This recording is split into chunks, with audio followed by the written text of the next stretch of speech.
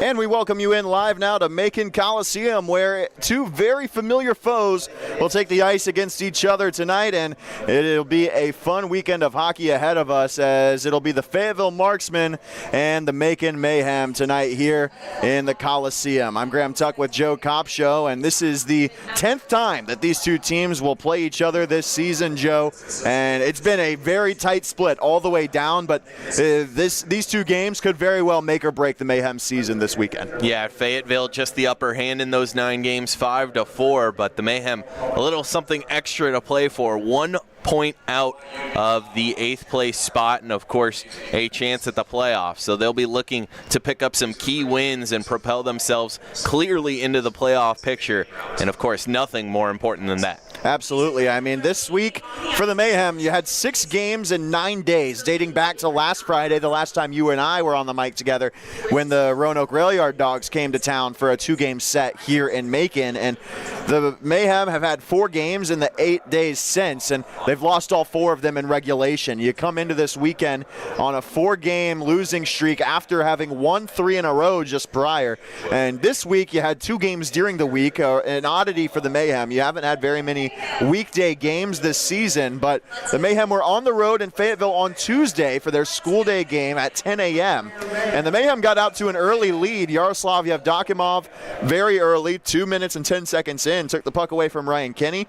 And then Hayden Ford, a power play goal. But then just minutes later, Trent Grimshaw, another power play goal, cut the lead to 1. Ryan Leith in the second, and Grimshaw eventually the game winner in a tie game in the third. And then last night in Huntsville, the Mayhem fell 5-1. Josh Boyko stopped 48 of 53 in the effort, including 20 saves in the first and 19 saves in the second, one of which was on a penalty shot. But that being said, the offense just has not been there for the Mayhem lately. Yeah, Boyko and Net, an amazing performance, especially through that first 40 minutes. But you don't feel comfortable when your goalie has to stop over 40 shots in 40 minutes. So look to the defense to stop some shots, make sure everything isn't so clear out in front, and turn that into offense. Need more opportunities. The best way to get that is have a shutdown defense that can lead to stretch passes, breakouts, grade A opportunities. So both sides of the ice need to tighten up, especially as you battle for that last playoff spot. Yeah, absolutely. The Mayhem in their last win, a 5-3 win over Pensacola on the road back on February 8th. They put up 5 goals. They've scored just 5 goals in the 4 games combined since then. So that just shows you where the offense is at this point. And that win in Pensacola sent the Mayhem into a week off, their first week off of the season. And that break, in terms of momentum, could not have come at a worse time for the team. Yeah, it really killed the momentum. And then this week has been jam-packed, like you mentioned. So you go from a break to playing so many games in a short amount of time, it can really be debilitating. And then that's what it's been for the Mayhem. Here, if they want to really step up and prove that they are a playoff team, you have to battle through the 4 games in 8 days, come out here hot early, stay hot, which has been the problem for a majority of the season, and perform and show that that break isn't going to affect you, and you can come out and bounce back from a 4-game losing streak. Well, let's hope so. Tonight, the Mayhem will host the Marksmen, and the Marksmen on the road this season for a team that's got 50 points, 4th in the SPHL. Their road record, not so great. Yeah, they are 14-4, 2-1 at home, so that indicates the away stats haven't been nearly as good, not even in the double digits in the win column. So it's been a struggle to play at away crowds. Of course, these two teams very familiar with each other. Fayetteville has had some success here in Macon, but if the crowd can get behind the Mayhem, it could be really a problem for the Marksmen, who have proven they've had some difficulty on away ice. The Mayhem against the Marksmen here at home this season so far, 2-1. The most recent of those 3 games was all the way back before Thanksgiving in America. Tonight, we've got the return of Bailey Birkin to the ice for the Macon Mayhem. He's going to bookend the month of February for the Macon Mayhem. He started on February 1st. That was his last action in net for the Macon Mayhem, and he's going to play the last day of February for the Mayhem with no action in between. And so Josh Boyko gets a much-needed rest tonight. Yeah, Boyko came off IR and was immediately thrust into the starting goalie role, starting off 2-0 and then playing every game in that 4-game losing streak, playing well, but just getting battered by so many shots.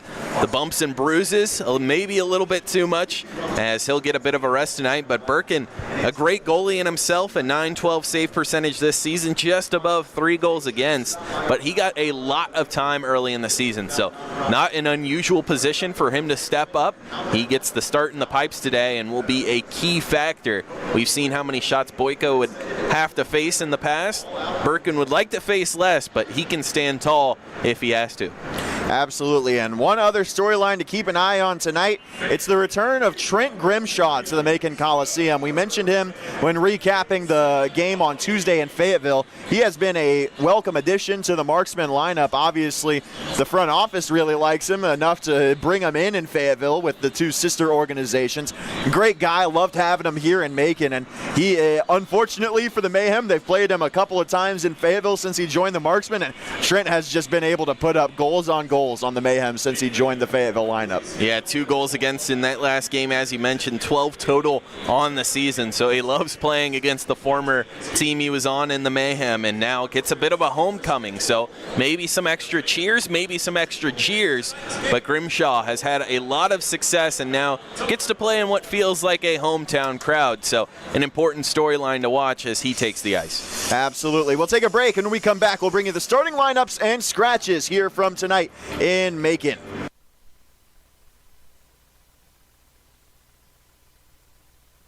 Hey Mayhem fans, ever wonder how you can experience a night at the Mayhem and go home rich? Well, wonder no more, because if you test your luck and win our 50-50 raffle, you'll go home with half of the pot. Make sure to visit the concourse today to cash in on this opportunity. There's something big happening in the heart of Georgia. A unique college built for women by women. Wesleyan College, accelerating equality since 1836. More than a place of learning, it's a space for empowering future leaders. Women from across the globe come to experience what makes Wesleyan the best.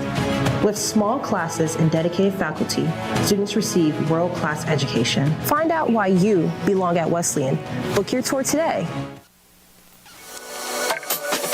Want to dress like a pro while repping the Mayhem? Buy tickets for our Jersey Off the Back raffle for tonight's game. You'll get to meet the player and get the game-worn jersey right off of his back to take home for yourself. This opportunity is a staple at Mayhem games, and you can enter to win for every single home game for the Mayhem this season. Just go to our Dash Auction site and make sure to stake your claim today. Are you passionate about making Central Georgia a better place? Do you love hockey and enjoy all-out mayhem? If you said yes to both of these questions, then our Nonprofit of the Night program could be for you. Call our front office to be our Nonprofit of the Night for a Mayhem home game this year, and let us showcase you and your nonprofit to valuable members of our community. Let's go Mayhem. Well, hi, I'm Lucy, and I work for Visit Macon, and I'm also the Macon Mayhem's biggest fan. Before every game, I fuel up with a slice from Ingleside Village Pizza. Delicious. On the way to the game, I have to listen to my favorite hype music, so I stop by Fresh Produce Records. Little Richard, good golly! After the game, I've got to keep the rush going, so I stop by Sweet Eleanor's for a little sugar. And Macon offers so much more. So Mayhem fans, make sure to plan your ultimate fan experience. If you're a big jersey collector like me, then you love getting your hands on specialty jerseys, especially for your favorite team. Well, the Mayhem are fueling fans like you with our season-long jersey raffle this year.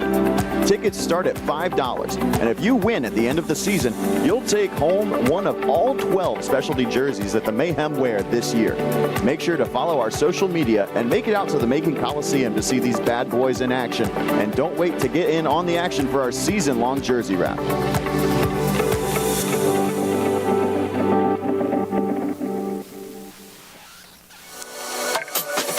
Want to dress like a pro while repping the Mayhem? Buy tickets for our Jersey Off the Back raffle for tonight's game. You'll get to meet the player and get the game-worn jersey right off of his back to take home for yourself. This opportunity is a staple at Mayhem games, and you can enter to win for every single home game for the Mayhem this season. Just go to our Dash Auction site and make sure to stake your claim today.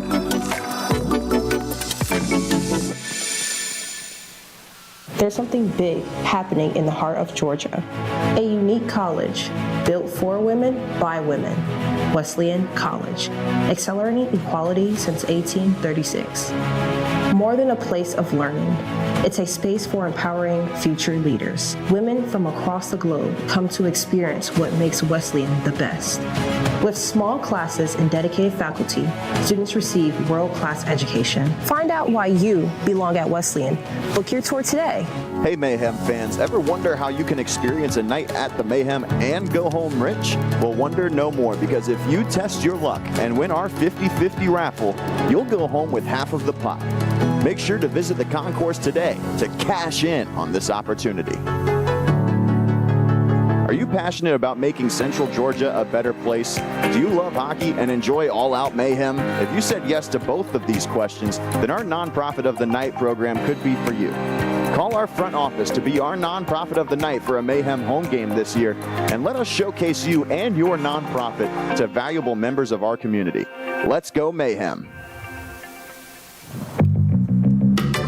Well, hi, I'm Lucy, and I work for Visit Macon, and I'm also the Macon Mayhem's biggest fan. Before every game, I fuel up with a slice from Ingleside Village Pizza. Delicious. On the way to the game, I have to listen to my favorite hype music, so I stop by Fresh Produce Records. Little Richard, good golly! After the game, I've got to keep the rush going, so I stop by Sweet Eleanor's for a little sugar. And Macon offers so much more. So Mayhem fans, make sure to plan your ultimate fan experience. If you're a big jersey collector like me, then you love getting your hands on specialty jerseys, especially for your favorite team. Well, the Mayhem are fueling fans like you with our season-long jersey raffle this year. Tickets start at $5, and if you win at the end of the season, you'll take home one of all 12 specialty jerseys that the Mayhem wear this year. Make sure to follow our social media and make it out to the Macon Coliseum to see these bad boys in action, and don't wait to get in on the action for our season-long jersey raffle.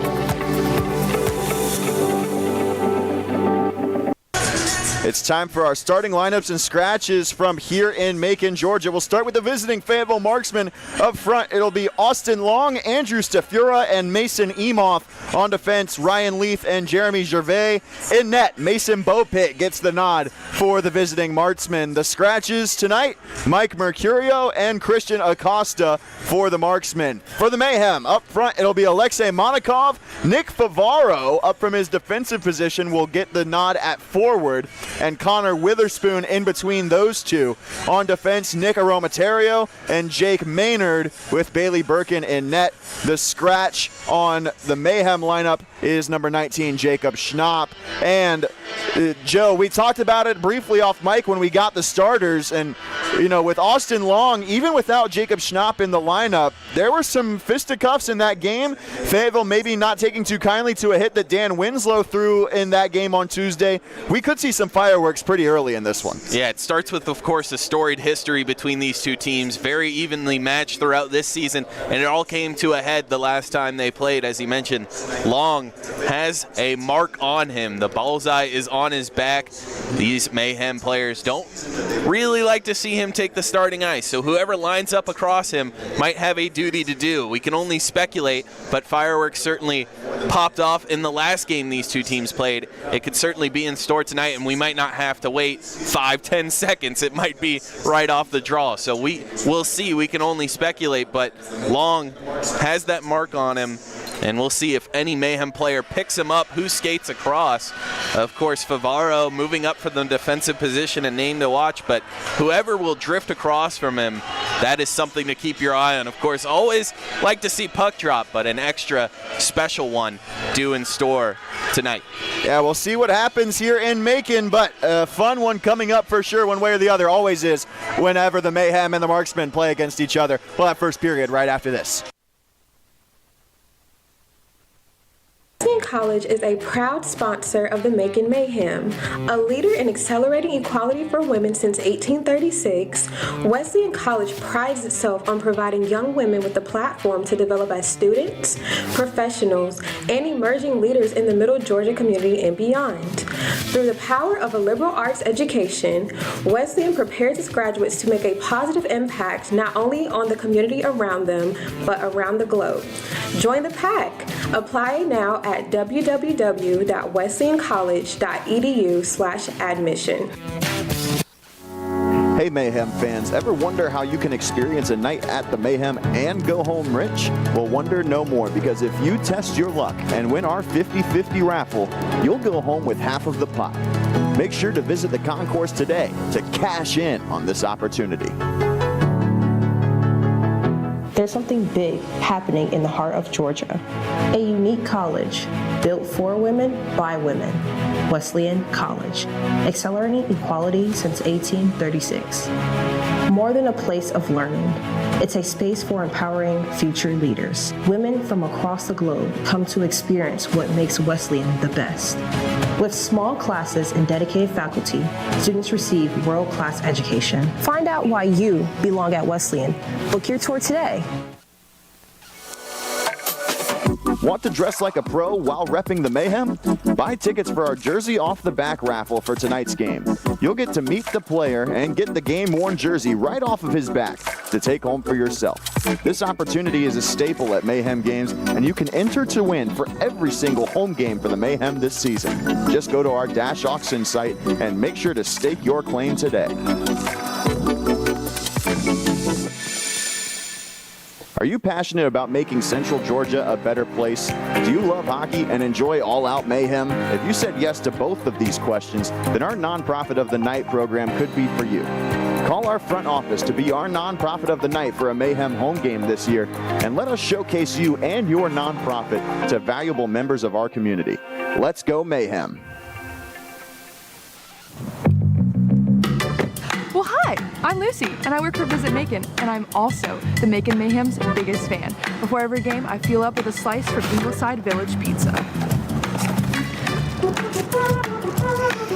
Delicious. On the way to the game, I have to listen to my favorite hype music, so I stop by Fresh Produce Records. Little Richard, good golly! After the game, I've got to keep the rush going, so I stop by Sweet Eleanor's for a little sugar.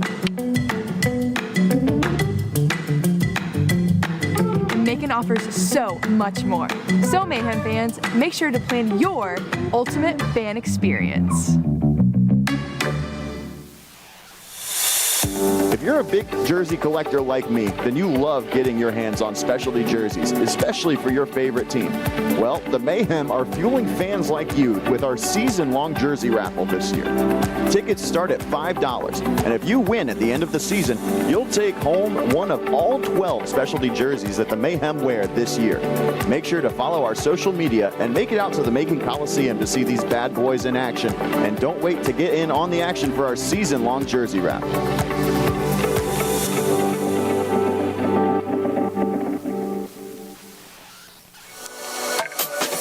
Want to dress like a pro while repping the Mayhem? Buy tickets for our Jersey Off the Back raffle for tonight's game. You'll get to meet the player and get the game-worn jersey right off of his back to take home for yourself.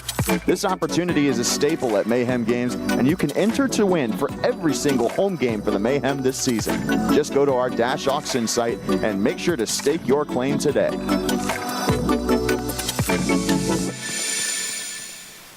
There's something big happening in the heart of Georgia.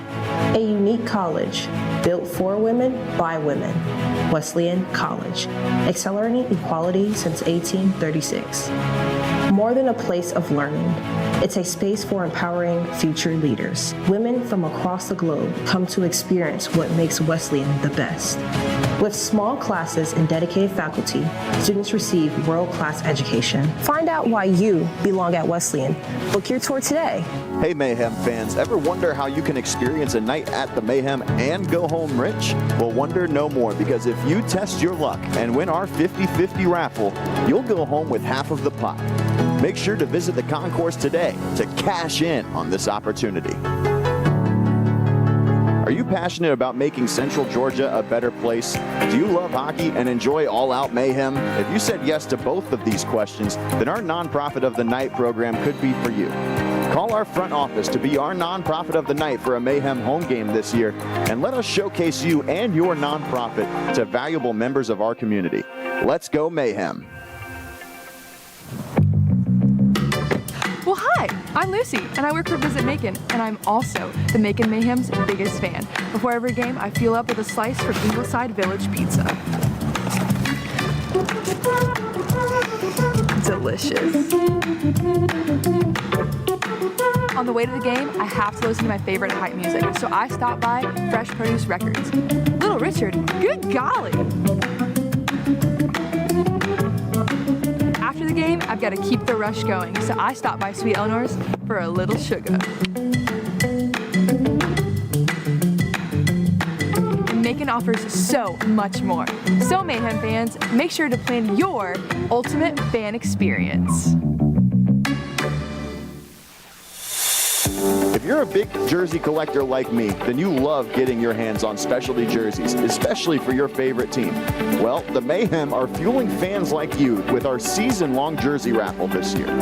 Tickets start at $5, and if you win at the end of the season, you'll take home one of all 12 specialty jerseys that the Mayhem wear this year. Make sure to follow our social media and make it out to the Macon Coliseum to see these bad boys in action, and don't wait to get in on the action for our season-long jersey raffle.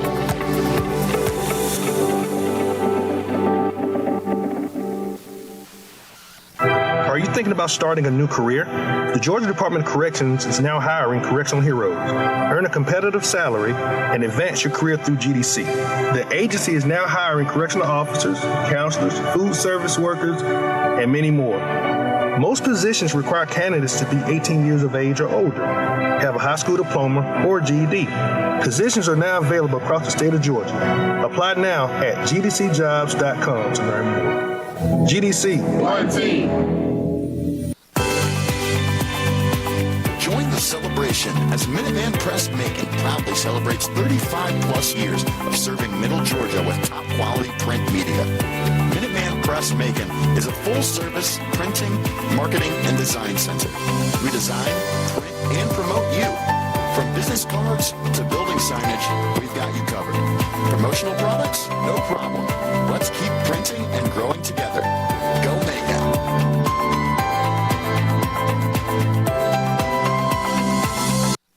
Wesleyan College is a proud sponsor of the Macon Mayhem. A leader in accelerating equality for women since 1836, Wesleyan College prides itself on providing young women with a platform to develop as students, professionals, and emerging leaders in the Middle Georgia community and beyond. Through the power of a liberal arts education, Wesleyan prepares its graduates to make a positive impact not only on the community around them, but around the globe. Join the pack. Apply now at www.wesleyancollege.edu/admission. Hey Mayhem fans, ever wonder how you can experience a night at the Mayhem and go home rich? Well, wonder no more, because if you test your luck and win our 50-50 raffle, you'll go home with half of the pot. Make sure to visit the concourse today to cash in on this opportunity. There's something big happening in the heart of Georgia. A unique college built for women by women. Wesleyan College, accelerating equality since 1836.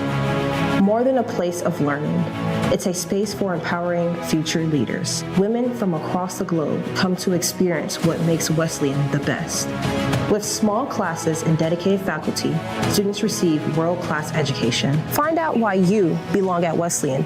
Book your tour today. Want to dress like a pro while repping the Mayhem? Buy tickets for our Jersey Off the Back raffle for tonight's game. You'll get to meet the player and get the game-worn jersey right off of his back to take home for yourself. This opportunity is a staple at Mayhem games, and you can enter to win for every single home game for the Mayhem this season. Just go to our Dash Auction site and make sure to stake your claim today. Are you passionate about making Central Georgia a better place? Do you love hockey and enjoy all-out mayhem? If you said yes to both of these questions, then our Nonprofit of the Night program could be for you. Call our front office to be our Nonprofit of the Night for a Mayhem home game this year, and let us showcase you and your nonprofit to valuable members of our community. Let's go Mayhem. We are back and ready to go here in Macon. Just about time for opening puck drop here. We've got the ceremonial puck drop taking place right behind the Fayetteville net there on the right side. And it'll be Macon in their home blacks against Fayetteville in their road whites tonight. John Monkovich and Jarrett Cupp taking part in the festivities there on the side. Graham Tuck and Joe Kopshow with you here tonight in Macon, Georgia for some SPHL action.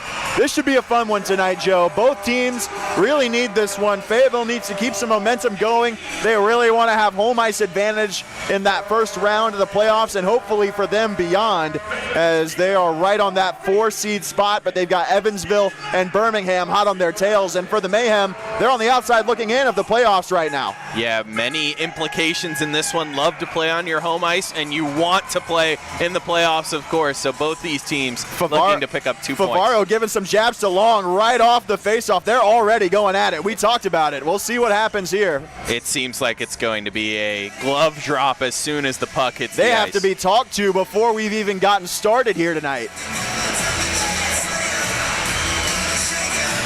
Well, I don't know that these fans know what they're in for here. Mentioned the defenseman Favaro moving up. No action right away, and face-off belongs to the Mayhem. And the Marksmen have it in their own zone. Yeah, a little bump, but nothing more. Long hit the ice, but just a back Witherspoon behind the net, looking to set things up. Here is Aromaterio from the blue line. His shot tipped. It never got on goal. Maynard moving in. And Emoff skates it out. His pass behind Long. Maynard ran some interference on him. Emoff and Aromaterio entangle behind the Macon net. Bailey Birkin back in between the pipes for the Mayhem for the first time since February 1st. Now Monikov will skate out with it. He's got Favaro on the near side across the blue line and in. No Yaroslav Yevdokimov tonight for the Macon Mayhem. Yevdokimov suspended for a checking from behind penalty in last night's game against the Huntsville Havoc. Birkin misread that one. Misplayed it with the glove. It went wide. Love, that shot tipped, and it went wide of Birkin's cage. Birkin looking a little shaky here in the early goings. Hasn't seen his first shot on net, though. That shot blocks, and Ybarra tries to keep it moving. Sends it all the way around the boards. Ford pinches in. Nazaret's got it here. Nazareth sends it tipped, and Ybarra got that one, and Bopit saves it. Paralot turns a corner, backhands it to the near side of the crease. Nobody home to bat it home, though. And Paralot with a good hit there on Love. Into the slot for Monkovich. And Birkin makes a save. And Love took the worst of that one, a hard hit. He's holding his shoulder as he slowly made his way to the bench. Slowing things down here, the Mayhem. Paralot behind the net. Rarely do you see him slow it down. He's always looking to go fast. Now he's going to skate it on his own with the backhand up along the boards. And he sits down Grimshaw. Raleigh taking maybe the worst of that exchange there. Birkin out of his net to play it. Goldowski on the backhand. He's going to send it behind the net. Paralot trying to make a play. Fed behind his back. That was Onzai trying to make a move. Ambrosio along the wall. Here's Goldowski with the puck thanks to the help of Justin Kelly. And now Kelly will move around. And along the wall, Kelly still on his backhand. He's taken to the corner. Raleigh joins the play. And nobody in the slot as Kelly tried to feed it there. This puck gets away from Ambrosio, and Allison will get there. Allison and Cupp have been a very good defensive pair for the Mayhem as of late, as this one is deflected out of play. Will not be a penalty there. A slow start in this one. Couple big hits, but nothing coming as the offensive zone time for either team pretty evenly split. No long possessions in the O zone. The best chances maybe to the Marksmen, who had a couple shots that Birkin just never saw, but lucky for the Mayhem, both went wide. Gervais, the former Huntsville Havoc, now with the Mayhem, with the Marksmen, I should say. Bo Pitt plays it on the backhand. Got to be careful back there. We saw Ryan Kenny give one away to Yevdokimov in Tuesday's game, and that same side of the ice. Romaterio pinching in, still with the puck here. He's going to walk it out, backhands it wide, and Monikov wanted to pass there, didn't get it. Monikov was just sitting backdoor, tapping his stick. The backhanded shot, likely not the best decision there. Favaro backhands it out of the zone. Witherspoon couldn't play it there. And Monikov will head to the bench for a change. The first icing of the day, as it will win an offensive zone draw for the Mayhem. The first chance they'll have, it will be to the left of Bo Pitt. As this line will be anchored by Winslow. Winslow, Ybarra, and Nazareth, a new look line for the Mayhem. Forced to mix things up tonight with no Jacob Schnapp, and Yevdokimov serving that one-game suspension. Not kept in at the blue line by Maynard. Nazareth does just enough to break up the play for the Marksmen, as Love couldn't carry it in cleanly. Winslow looks for a stretch pass. Nazareth couldn't be caught in stride. In the corner, he'll carry it on the backhand, taken off the puck by Lambert. The Marksmen had caught the call-up bug for a little bit. They're back to full strength pretty much on the blue line, though. Maynard gets it from Ford. That shot tipped in front, and Ybarra had his stick tied up by Love. Ybarra to Winslow. He tried to feed it out for Nazareth. Now Maynard, his shot over the crossbar, and the mask of Bo Pitt.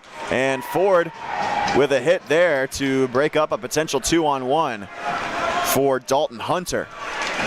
On those shots that come off the snap, you're going to see those go high and wide a lot tonight. The 6'6" Bo Pitt, it's hard to beat him top corner, so if you do, you have to put it right in the attic, and that one sailed up high, but a good look. Just couldn't convert for the Mayhem.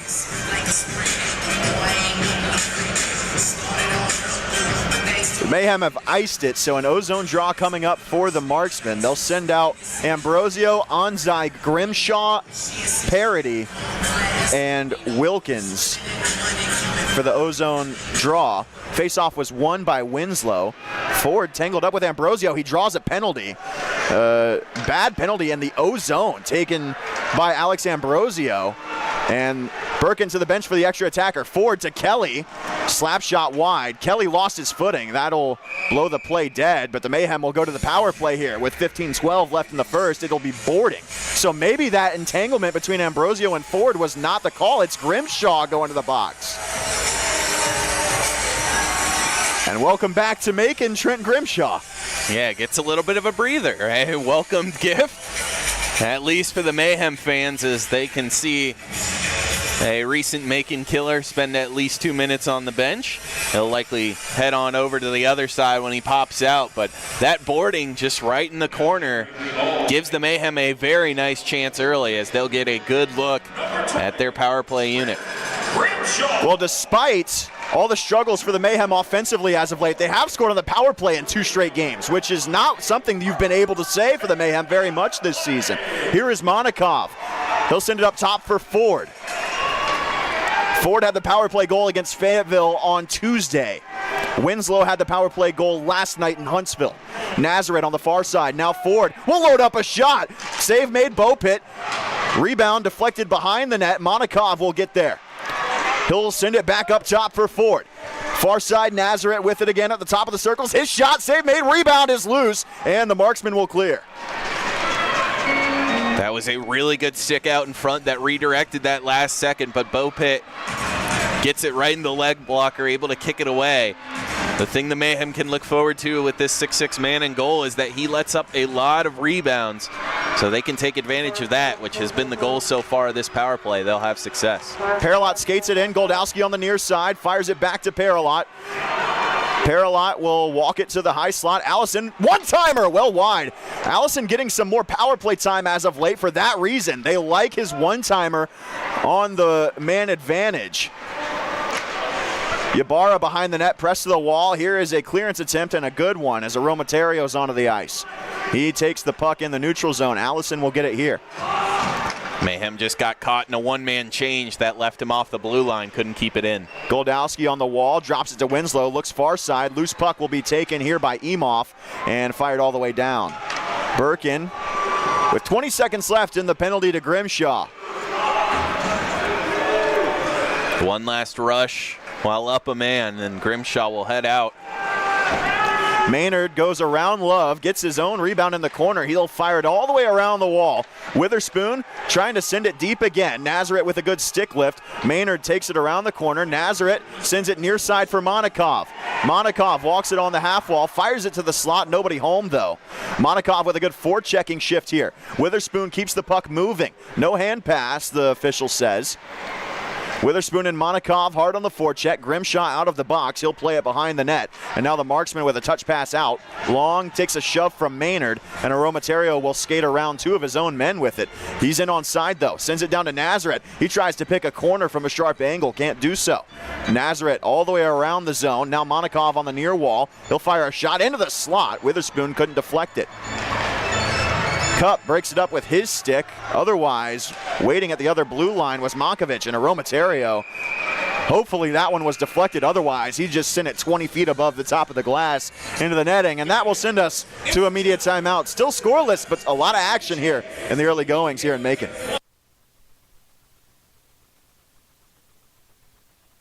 Mayhem fans, ever wonder how you can experience a night at the Mayhem and go home rich? Well, wonder no more, because if you test your luck and win our 50-50 raffle, you'll go home with half of the pot. Make sure to visit the concourse today to cash in on this opportunity. There's something big happening in the heart of Georgia. A unique college built for women by women. Wesleyan College, accelerating equality since 1836. More than a place of learning, it's a space for empowering future leaders. Women from across the globe come to experience what makes Wesleyan the best. With small classes and dedicated faculty, students receive world-class education. Find out why you belong at Wesleyan. Book your tour today. 5-2 shots on net here. Mayhem out in front. They're going to get an ozone draw again to have another go at it. Mason Beaupitt has been a bit under siege here, but he's looked good so far.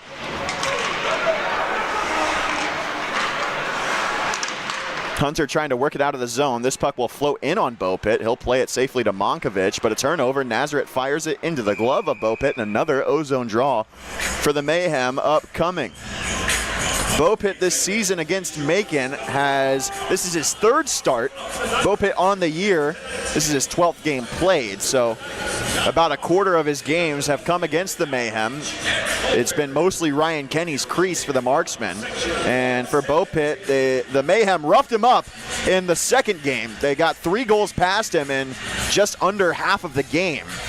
Just before the 10-minute mark, or just after the 5-minute mark, I should say, of the second period. But the first game, it was a good outing for him. Only 2 goals allowed in that regulation win for the Marksmen. Yeah, and that second game was really an oddity as the Mayhem were pouring it on with shots. 21 saves on 24 shots, and like you said, only in 25 minutes of game time. So Mayhem were strong offensively and were able to get to them. They'll look to do the same. Onside with speed here. Birkin the save, rebound available, and that shot from Ambrosio goes over the net of Birkin and out of play. A bit too big of a rebound from Birkin there, but luckily for him, no second opportunity materialized.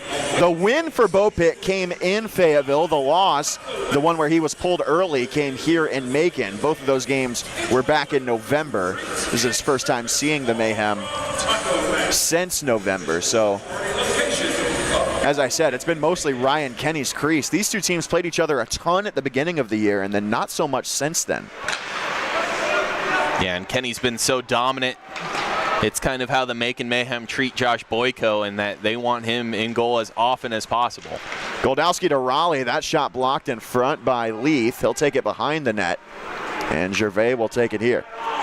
Kenny has played 32 of the 43 games before tonight in total for the Marksmen, so often gets the nod and has had great success so far.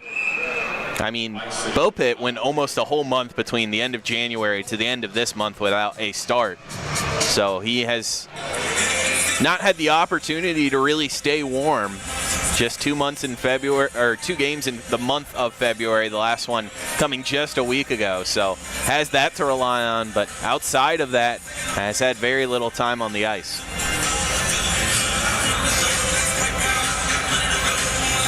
Goldowski going to take the draw. He wins it back. Hayden Ford with a seam up the ice. He catches Kelly. He spins across the blue line and in. Doesn't have a lane. Good defensive angle there from, that's Hudson Lambert. Puck behind the net. Raleigh and Ford battling for it. Ford, good body positioning. He's taken to the wall.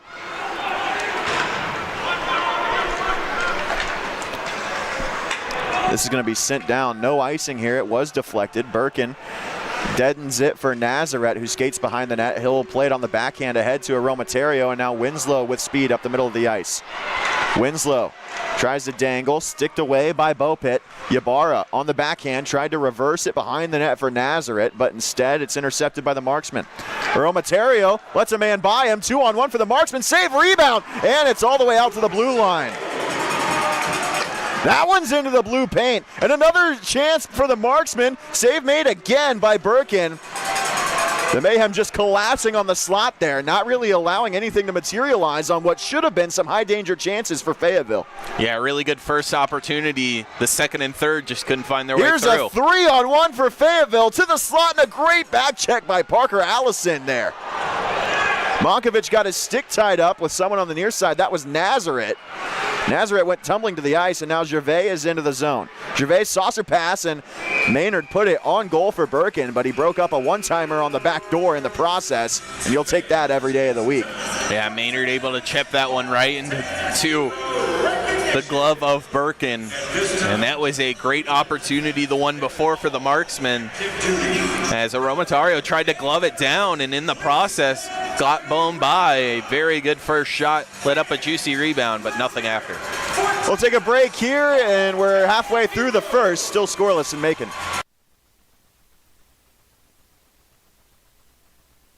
Thinking about starting a new career? The Georgia Department of Corrections is now hiring correctional heroes. Earn a competitive salary and advance your career through GDC. The agency is now hiring correctional officers, counselors, food service workers, and many more. Most positions require candidates to be 18 years of age or older, have a high school diploma or GED. Positions are now available across the state of Georgia. Apply now at gdcjobs.com to learn more. GDC. One team. Face-off is going to be to the blocker side of Bailey Birkin. Mayhem playing short-handed tonight. No Yaroslav Yevdokimov, no Jacob Schnapp. You had to scratch one player no matter what with where the Mayhem's roster was at, but now you have a guy on suspension and a guy not in the lineup with Jacob Schnapp. So Mayhem playing with only 9 forwards and 6 defensemen, no extra skater per the norm. Puck loose, and Witherspoon skates, sends it to the blue paint. Favaro tied up there. Otherwise, he'd have had a good scoring chance. And a big hit there from Allison allows the puck to get back to Jarrett Cupp. Kicked by Monikoff to Witherspoon. He's going to split the D, and it rolls in on Bopit. Witherspoon takes a shove from Leith. Didn't like the chop that Bopit took. Witherspoon with a slash for Leith, too.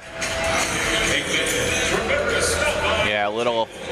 Is Witherspoon going to be? No, yeah, I thought that the linesman was taking him to the box. No, not there, but This game, these two teams don't like each other. The front offices work together on a daily basis pretty much, but on the ice, there is no love lost between these two. Yeah, already we saw it right off the first face-off, and then it's developed throughout. The Mayhem having the advantage so far physically, have finished their checks more often than the Marksmen have, and perhaps getting in the head a little bit as the two teams will remain physical for all 60.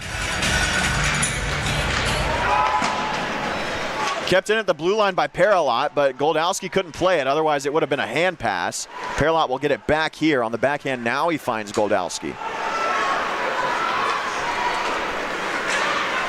Goldowski leads the Mayhem in points this season with 28. Zach Nazareth technically second with 27, although 23 of those came with the Peoria Rivermen.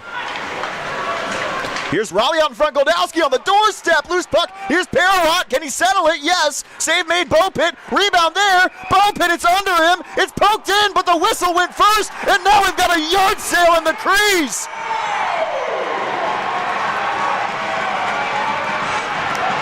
Ford is going at it with Stafura on the far side. Paralot's already on his way to the box. Bopit gets out of dodge. The Mayhem on the wrong end of an early whistle here. The last time they were at home, they were on the right end of an early whistle.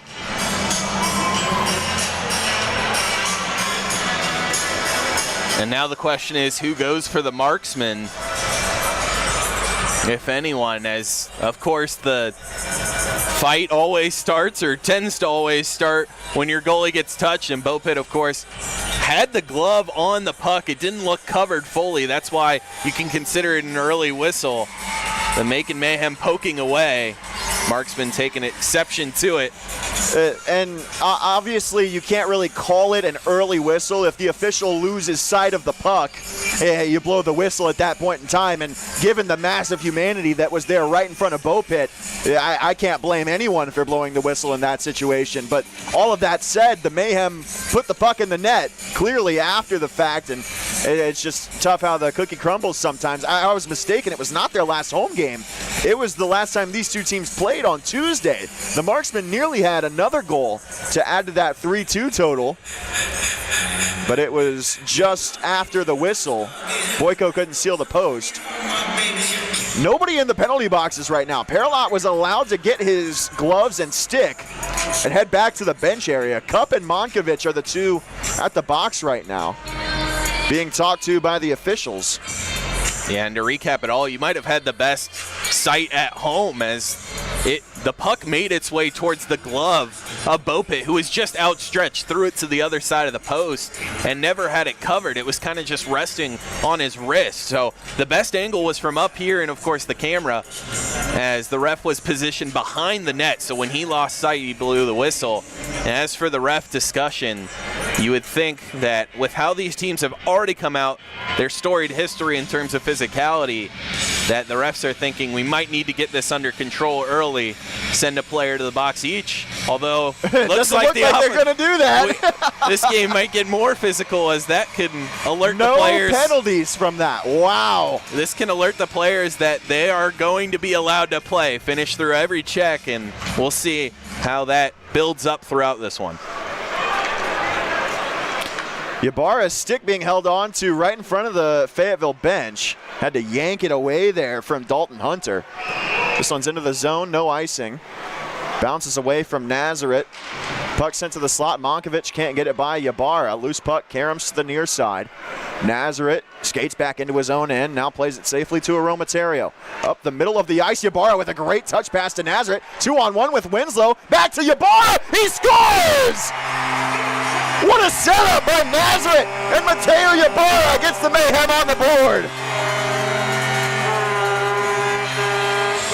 Such a smart play by Nazareth. Recognizes the 2-on-1, but sees the trailer. It quickly becomes into a 3-on-2. Hits him right in the high slot and buried for the first goal of the game.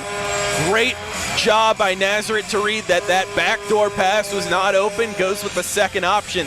It looked even better as Bopit, and essentially what was a one-on-none, no traffic out in front, couldn't find the puck before it ripped the nylon.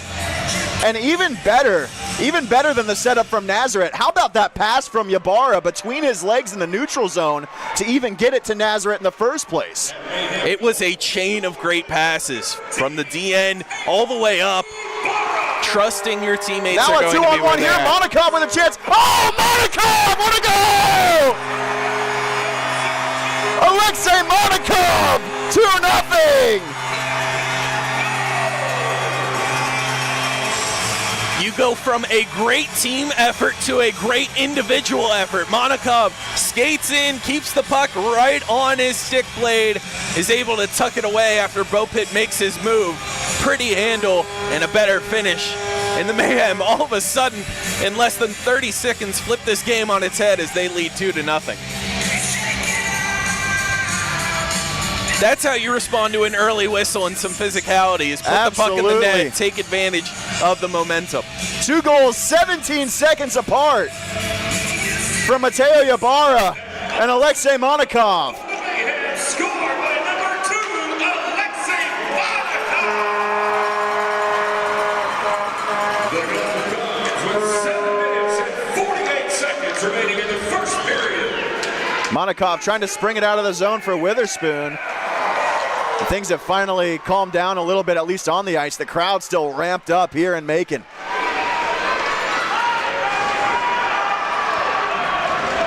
As they should be. They haven't seen, whether home or away, more than 2 goals in a game. Now I've already matched that total and I have 47 minutes to go. Ford into the corner. He's taken to the wall by Love. Kelly all the way around the wall. Raleigh at the blue line will keep it. Sends it back down for Kelly. Kelly at the high slot. He just gets it deep. Raleigh will go to work on the forecheck. Lifted the stick of Love. Goldowski tries to get there. This is going to be sent to the blue line, and Ford getting off allows for Maynard to play it along to Paralot. Paralot on the wall. Dodges a hit from Love. Not completely. Kelly's there in the corner boards. Raleigh picks it up. Goldowski on the backhand. Paralot keeps the zone. Stretch pass fanned on by the Marksmen. And now Goldowski takes a tough angle. Paralot will have to give chase. This one gets by everyone. McNamara first there for the Marksmen. Goldowski through center, and he'll get it deep. Good skating by Goldowski allows for fresh legs to get on the ice. Nazareth lost it briefly. And now he'll get it back here. 3-on-2 maybe. Nazareth on the near side. Nazareth to Winslow. And he just lost it on the backhand. Otherwise, he had a scoring chance. Maynard at the point. We'll get it to Ybarra. Mateo Ybarra to the circles. He's got some pep in his step. Backhand chance on the rebound. And Ybarra was taken down. No, Nazareth was taken down away from the puck there by Anzai. And Winslow finishes his check. As now Ambrosio will set up a man. Here comes Gervais into the zone. Grimshaw. Oh, what a great pass break up there. Ybarra with a diving deflection on Grimshaw. Yeah, hit the ice on the stick handle as that one looked like it was going to head out right in front of Birkin, taking away a good break up there. Ooh, maybe close to 5 men. And now we've got some fisticuffs in front of the bench, and Long's going to go. Long and Cup drop the gloves. Cup with an uppercut. Long, and now we've got another one. Allison and Emoff will go. Allison with a takedown on Emoff. Cup and Long still going at it. They're separated.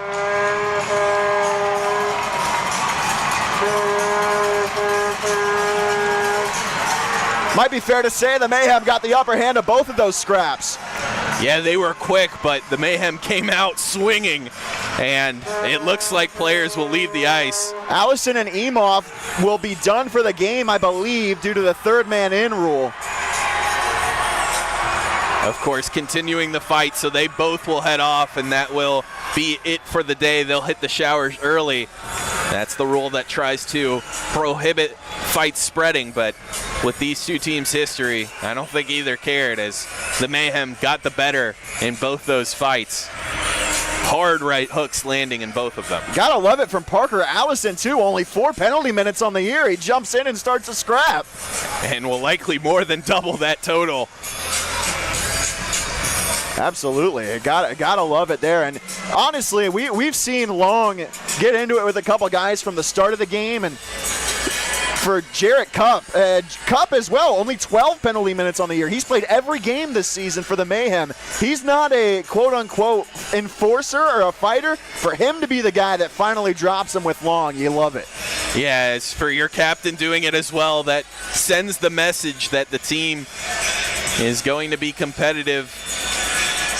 Cupp trying to lead this team into a playoff spot. Gets his team out earlier, at least helps do so.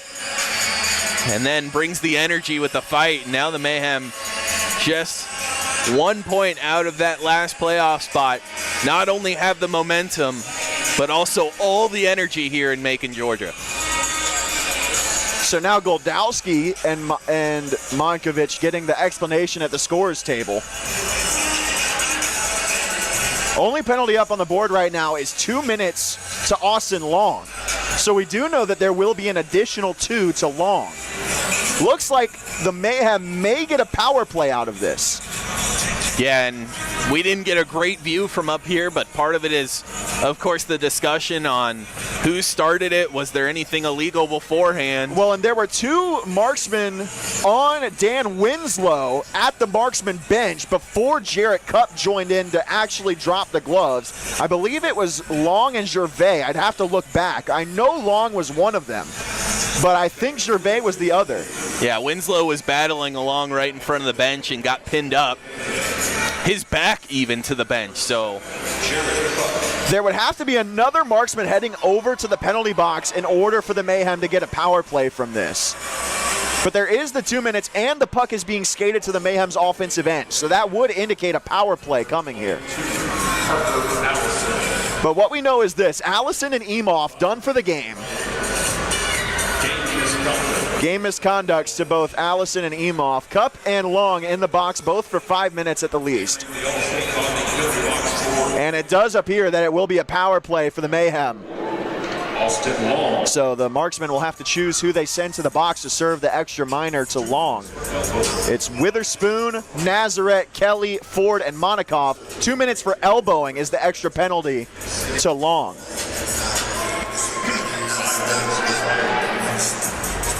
Ford gets it here after the face-off win. Ford will skate it in. Ford, cross ice, and that one just trickled wide off the stick of Nazareth. Already a good look on the power play. Monikov, Kelly in the bumper, up to the top for Witherspoon. Ford gets it here. Revitalized power play for the Mayhem. Shin guard blocked by Anzai. Witherspoon looking for Kelly's stick for a deflection. Monikov has it here. Nazareth imploring him to send it to the blue line, and he does. Ford up at the point. Witherspoon rotates. Connor Witherspoon blocked by Anzai. Nazareth with it again. Ford lets it get through him. He does not keep the blue line. And now Witherspoon will recontrol. Kelly had it deflect away from him, and Monkovich taken down, and Kelly commits a penalty in the process. This is played back here. It's through the legs of Love, and the marksman will control this puck for as long as they possibly can. You want to play as little 4-on-4 as possible if you're Fayetteville. It becomes a 5-on-4 for them right after. Mayhem does touch up, so it looks like it'll be 4-on-4 for 54 seconds. Marksmen earn themselves the majority of a power play that will return after. An exciting one here. 2 goals in 17 seconds and plenty of fights. It's been a fun one. We'll be back after this. Mayhem lead 2-0. Hey Mayhem fans, ever wonder how you can experience a night at the Mayhem and go home rich? Well, wonder no more, because if you test your luck and win our 50-50 raffle, you'll go home with half of the pot. Make sure to visit the concourse today to cash in on this opportunity. There's something big happening in the heart of Georgia. A unique college built for women by women. Wesleyan College, accelerating equality since 1836. More than a place of learning, it's a space for empowering future leaders. Women from across the globe come to experience what makes Wesleyan the best. With small classes and dedicated faculty, students receive world-class education. Find out why you belong at Wesleyan. Book your tour today. We are back here, and it will be 4-on-4 hockey here in Macon for the next 54 seconds. The Mayhem with a 2-0 lead on the Marksmen, thanks to Mateo Ybarra and a beautiful goal from Alexei Monikov. Kelly in the box, 2 minutes for tripping, and we'll see what happens here in the 4-on-4. The Mayhem held a 2-0 lead over the Marksmen on Tuesday morning before the Marksmen came back and won 3-2. Obviously not trying to speak anything into existence here, but no lead is safe. You got to keep your foot to the gas. And you'd love to do it on the 4-on-4. More passing lanes, more shot lanes. And of course have to go to the penalty kill right after. Got to get back here, 2-on-1 in the 4-on-4. Monkovic cross ice. It gets under the stick of Hunter. And Monikov will play the puck ahead to Nazareth. Leith takes it back into neutral ice.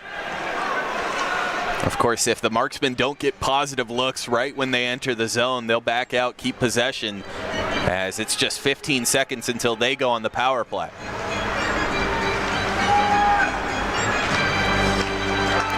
Into the zone, the Marksmen do get it there. Ybarra is going to clear it all the way down, though, with some good board play. And that is too many men on the ice for the Mayhem, I believe. They announce icing, but it can't be. It's there was an arm up from an orange band. And now he gives the universal "my bad" with the hand to the chest. So this one will come at center ice, this face-off. So just 1 second left on the 4-on-4. So as soon as this puck hits ice, the Marksmen will be on the power play.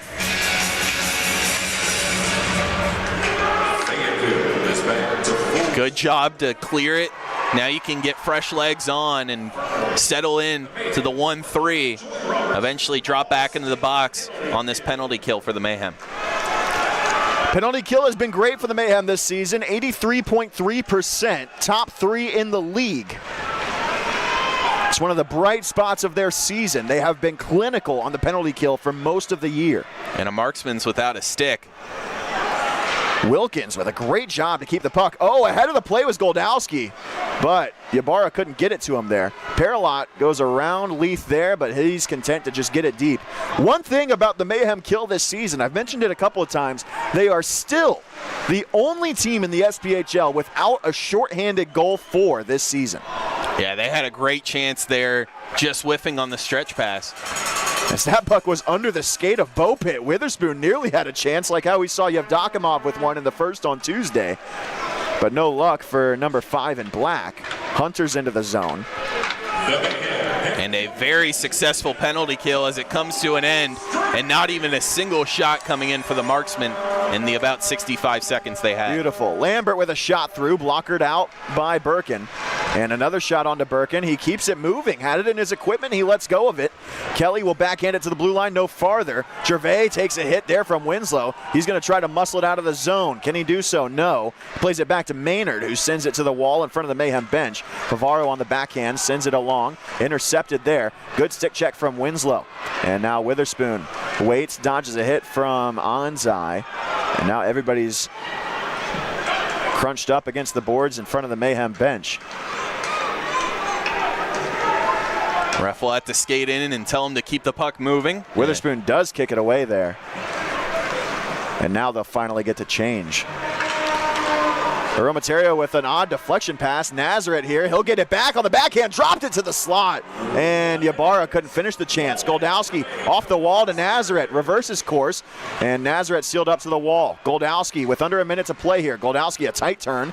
Trying to create some space. Bopit will cover this one. With 48.4 to go in the first. Beautiful drop pass right into the blue paint, but no one home as the Marksmen skate back and take it away. But again, another great forecheck. The Mayhem have been excellent on it today, earn a possession back. And now we'll have a face-off to the right of Bopit. Your team is now located at 10 section 16.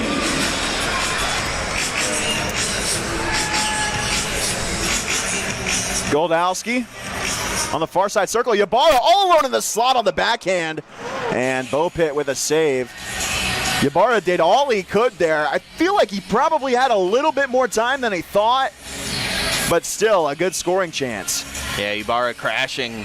That one goes behind him, and in that situation, your only thought is to put it on net. He does so, but right into the chest of Bopit. Nazareth to Aromaterio, his shot into Bopit, and another save for number 30 in white. He's had a busy first. Yeah, and very successful here for the Mayhem in this face-off dot, as a couple wins lead to good opportunities. But that one, again, straight into Bopit. But you like taking those shots. You've seen two go in, keep peppering, and you feel like you can beat them. Goldowski wins another draw. Nazareth waits his shot over the crossbar. Rebound to Goldowski off the back of the net. He tried to bank it off of Bopit, and Maynard with a good pinch. The Mayhem, can they keep? No, Nazareth will get the puck here with just under 30 to play in the period. Long shift for Nazareth, Goldowski, Maynard, Aromaterio. Ybarra stays on for the forecheck. Everybody else, fresh legs. Paralot off the boards. Winslow waiting for it. Here is Maynard, Ford now ahead to Paralot. Off the linesman. And now here's Monkovic. Good stick check from Ford, broke that up.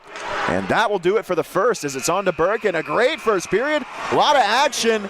And it's the Mayhem with 2 goals, 17 seconds apart. That is the difference so far. Mateo Ybarra with a one-timer and Alexei Monikov, a beautiful unassisted goal to put the Mayhem up by 2. They've already outscored 3 of their last 4 games in this first period tonight. Yeah, a very successful first. It came in bunches. A great team play followed up by an individual effort. So far, the Mayhem have looked good. And after a couple fights, you have to feel like they clearly have the momentum. Need to build off of it. As mentioned, they've gotten out to these leads before. You would like to not be content, keep the pedal to the metal, and extend the lead. This is only the 4th time this season in 12 home games. 20 home games, I should say. The 4th time in 20 home games that the Mayhem have led after the first period. That is a wild stat. They have been trailing after the first period 7 times and tied after the first period 9 times.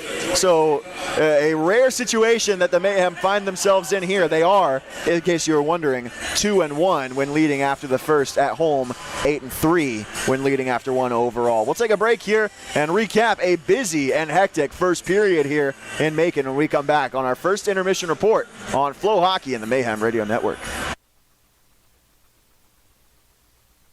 College is a proud sponsor of the Macon Mayhem. A leader in accelerating equality for women since 1836, Wesleyan College prides itself on providing young women with a platform to develop as students, professionals, and emerging leaders in the Middle Georgia community and beyond. Through the power of a liberal arts education, Wesleyan prepares its graduates to make a positive impact not only on the community around them, but around the globe. Join the pack.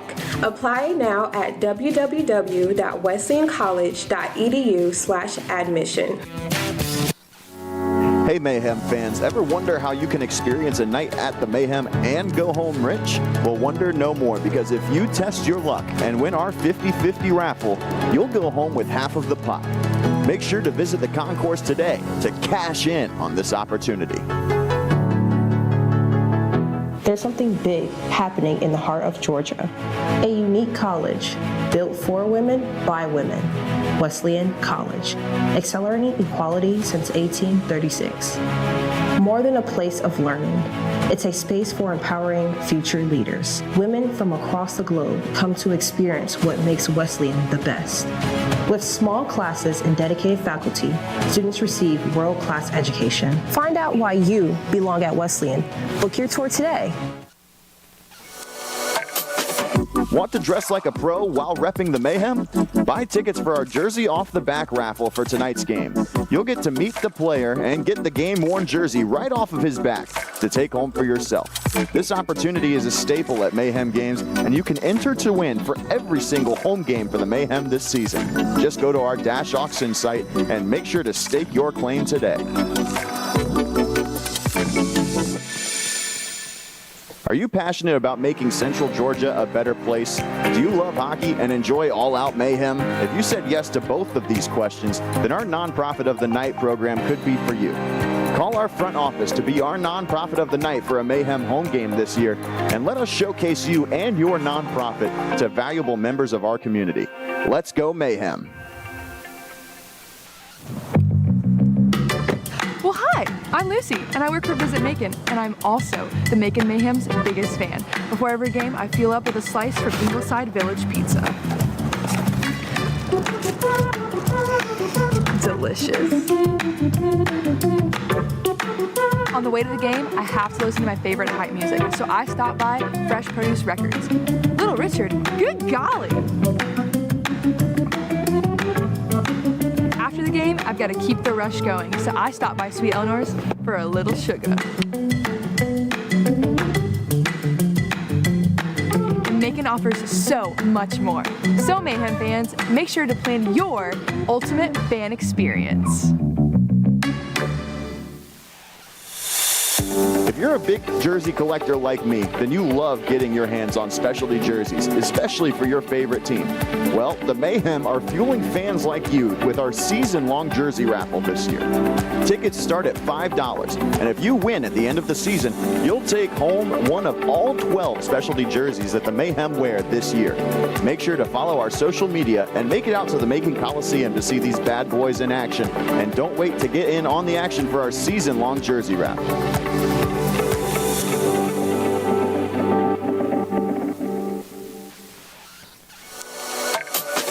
Want to dress like a pro while repping the Mayhem? Buy tickets for our Jersey Off the Back raffle for tonight's game. You'll get to meet the player and get the game-worn jersey right off of his back to take home for yourself. This opportunity is a staple at Mayhem games, and you can enter to win for every single home game for the Mayhem this season. Just go to our Dash Auction site and make sure to stake your claim today.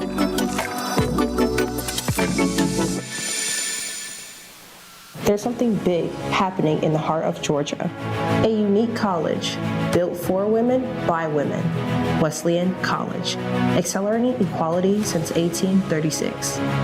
More than a place of learning, it's a space for empowering future leaders. Women from across the globe come to experience what makes Wesleyan the best. With small classes and dedicated faculty, students receive world-class education. Find out why you belong at Wesleyan. Book your tour today. Hey Mayhem fans, ever wonder how you can experience a night at the Mayhem and go home rich? Well, wonder no more, because if you test your luck and win our 50-50 raffle, you'll go home with half of the pot. Make sure to visit the concourse today to cash in on this opportunity. Are you passionate about making Central Georgia a better place?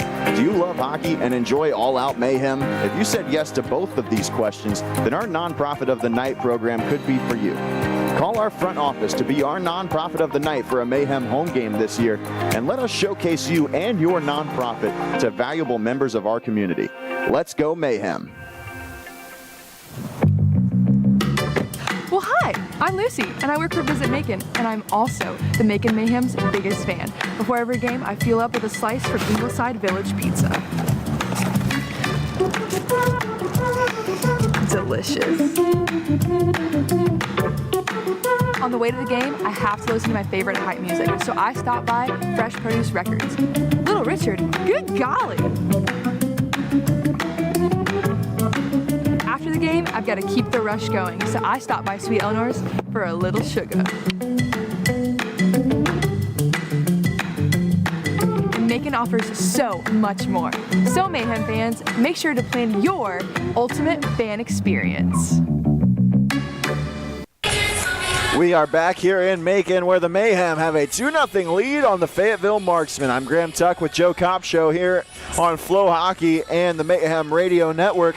And Joe, I mean, even before the scoring got started in this one, it was a high pace at first period. And then you had the goals, and then you had the fights. I mean, what more could you have asked for in that first period? Yeah, the teams were electric out the gates, very back and forth. No one really establishing any offensive zone time. Heavy skating as teams collided in center ice, and then those goals really capped the period. But for some hockey fans, the fighting at the end really was a special sight to see as the Mayhem came out on top seemingly in both fights and already had the momentum from the goals, then picked some up from those fights. It was a good-looking period for the Macon Mayhem. Yeah, it was a good one at that. We'll take you through the goals. The first one came from Mateo Ybarra at 11:55. It was on his own setup, really. A D-zone breakout pass from Nick Aromaterio, deflected between his own legs in center ice by Mateo Ybarra. Caught Zach Nazareth in stride across the blue line. Then on the far wing, elects not to force a cross-ice pass to Dan Winslow. Instead, catches the third man into the zone, Mateo Ybarra, and he hammers it past Bo Pitt for a 1-0 lead. Then just 17 seconds later, a loose puck in the neutral zone, and he just takes it in all on his own. A nice move backhand to forehand, and he tucks it past Bo Pitt. A beautiful goal, one of the best this season by a Mayhem player to make it 2-0. And that's really all you can ask for. I mean, the goals have been hard to come by this year for the Mayhem, and especially in the last couple of weeks.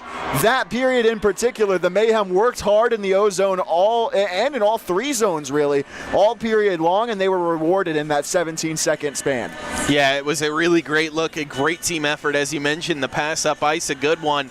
Just an amazing job to put your back to the blue line, see your man coming up the right wing, pass it through the legs to complete it, and then again, just waiting that extra second for the 2-on-1 to develop into a 3-on-2 to bury it. And like you said, an amazing individual effort, great skating right off the face-off, take it deep into the zone, and instead of going into the boards trying to win some offensive zone time, take advantage of the momentum, cut straight to the net, get Bo Pitt to commit, and tuck it in on the back end. It was a pretty set of goals, and like you said, it has been a very well-rounded game for the Mayhem. Defensively, not too many shots coming in against Birken, 9 shots, but none of them absolutely great looks. There was that period just about 8 minutes in and where there was 3 really good chances for the Marksmen that came rapid fire, but Birken, stood strong, and after that his defense had his back. So good defense, good offense, a well-rounded game so far for the Mayhem. It was a couple minutes after the Marksmen completed the successful kill of the Grimshaw boarding that they had that counter-attack, the bump-up shifts after that. That's when they really started to push, and it was a good push, but the Mayhem held tight in the defensive end, and obviously they have the results to show for it on the other side of the ice. Then the fights. You have Dan Winslow taking what you have to assume. I didn't catch the beginning of the play. You'll have to go back and look at it on your own from home. But what I can only assume was the initial Austin Long elbowing that was called that resulted in the Mayhem power play. And then Jarrett Cupp decided enough was enough, jumps in, goes after Long, and as Cupp is delivering uppercuts to the chin of Austin Long, Parker Allison and Mason Emoff decide to drop the gloves on their own right in the high slot of the Mayhem's attacking end. That's one of the best sets of scraps that we've seen from the Mayhem this season. Yeah, and you really love to see it just purely based off who got into it and the reasons why. Winslow was pinned against the Marksman bench by 2 players, really defenseless, and coming to his aid, his captain, a good look. And then Allison, a player that really doesn't get scrappy, likes to play defense cleanly, comes up with some big punches for the Mayhem. It's all about establishing themselves. They do so there. A great couple of bouts. Fighting's always fun in hockey, but sometimes it means more. The only look to it is now, of course, the Mayhem down a player as well as the Marksmen, but they were already short on the bench. Now it becomes one shorter. Yeah, absolutely. The Mayhem were already short Jacob Schnapp and Yaroslav Yevdokimov tonight. Now they'll be without Parker Allison for the rest of the game as well. 2-0 the Mayhem lead. We'll take another break and take a look around the SPHL when we come back.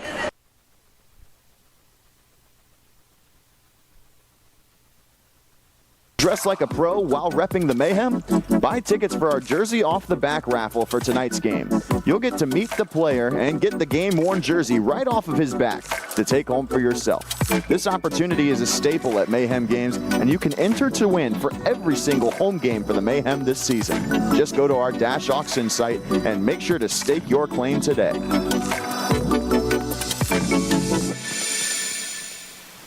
There's something big happening in the heart of Georgia. A unique college built for women by women. Wesleyan College, accelerating equality since 1836.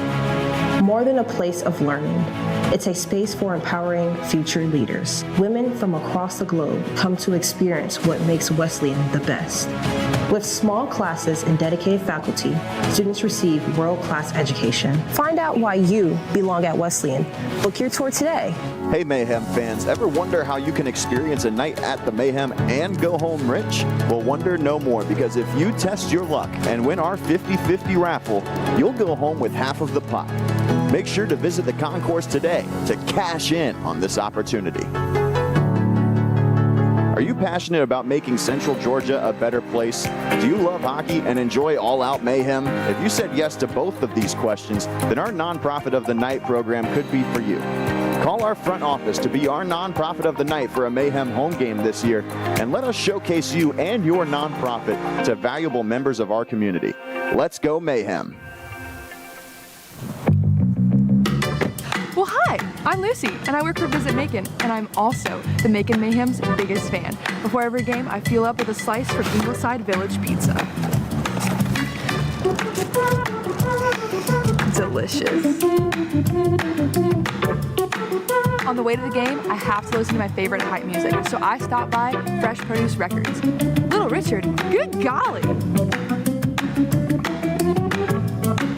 After the game, I've got to keep the rush going, so I stop by Sweet Eleanor's for a little sugar. Macon offers so much more.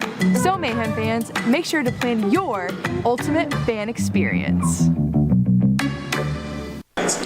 We are back here in Macon. It's time for our look around the SPHL. All 10 teams in action tonight. So you know what that means. The Mayhem will be keeping an eye on the Quad City Storm and the Pensacola Ice Flyers. 4 of the 5 games are in action right now. 2 of those 4 just got underway. The Mayhem and the Marksmen, 2-0 Macon at the end of the first. About 5 minutes into the second period in Roanoke, and their first sellout in franchise history at the Berglund Center. That's a great accomplishment for that organization. The Rail Yard Dogs up 1-0 on the Pensacola Ice Flyers, so that is a welcome score to the Macon Mayhem. Just underway in Evansville, the Thunderbolts and Quad City Storm are tied at 0, and I believe that the Marksmen and Mayhem fans might be rooting for different squads there. The Marksmen probably rooting for the Storm to keep the Thunderbolts at bay, 4-5 seeds there, and the Mayhem definitely need the Thunderbolts to keep the Storm from gaining any more points for the Mayhem. And in Birmingham, the Battle of Alabama, the Huntsville Havoc and Birmingham Bulls still tied at 0.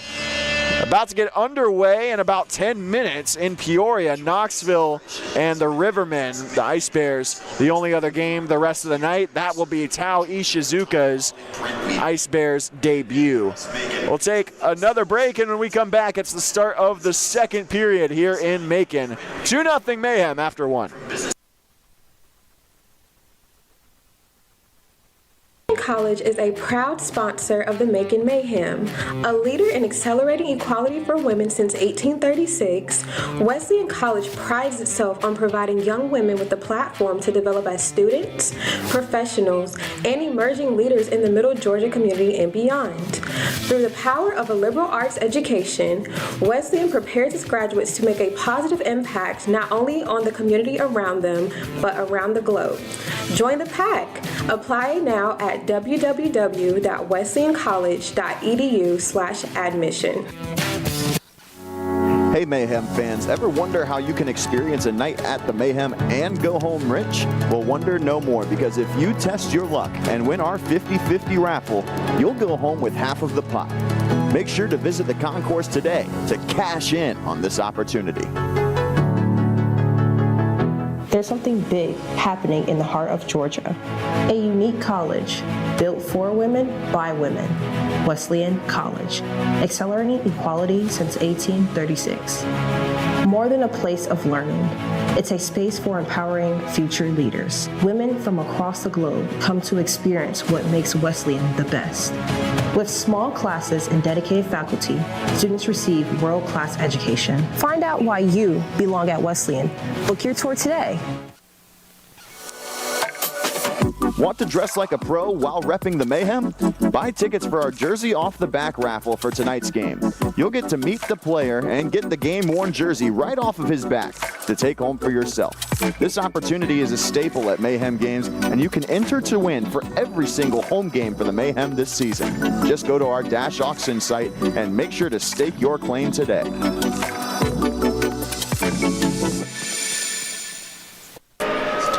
We are back here in Macon, and after 2-0 Mayhem, we're ready for the second. And the challenge for the Mayhem this season has been holding on to games, but the second period at home has been a good one for them. They're plus 10 in the middle frame at home this season. That is their best of any of the 3 periods in their home and away splits throughout the season. They're plus 10 in the second at home.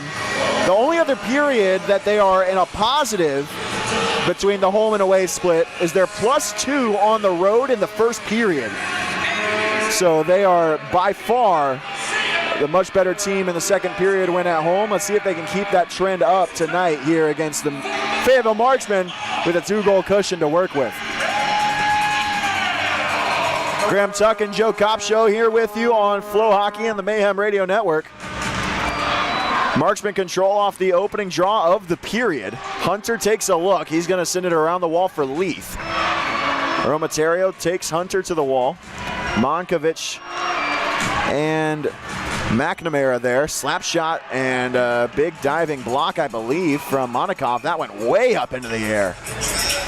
I completely lost sight of that one, Joe. I'm not going to lie to you.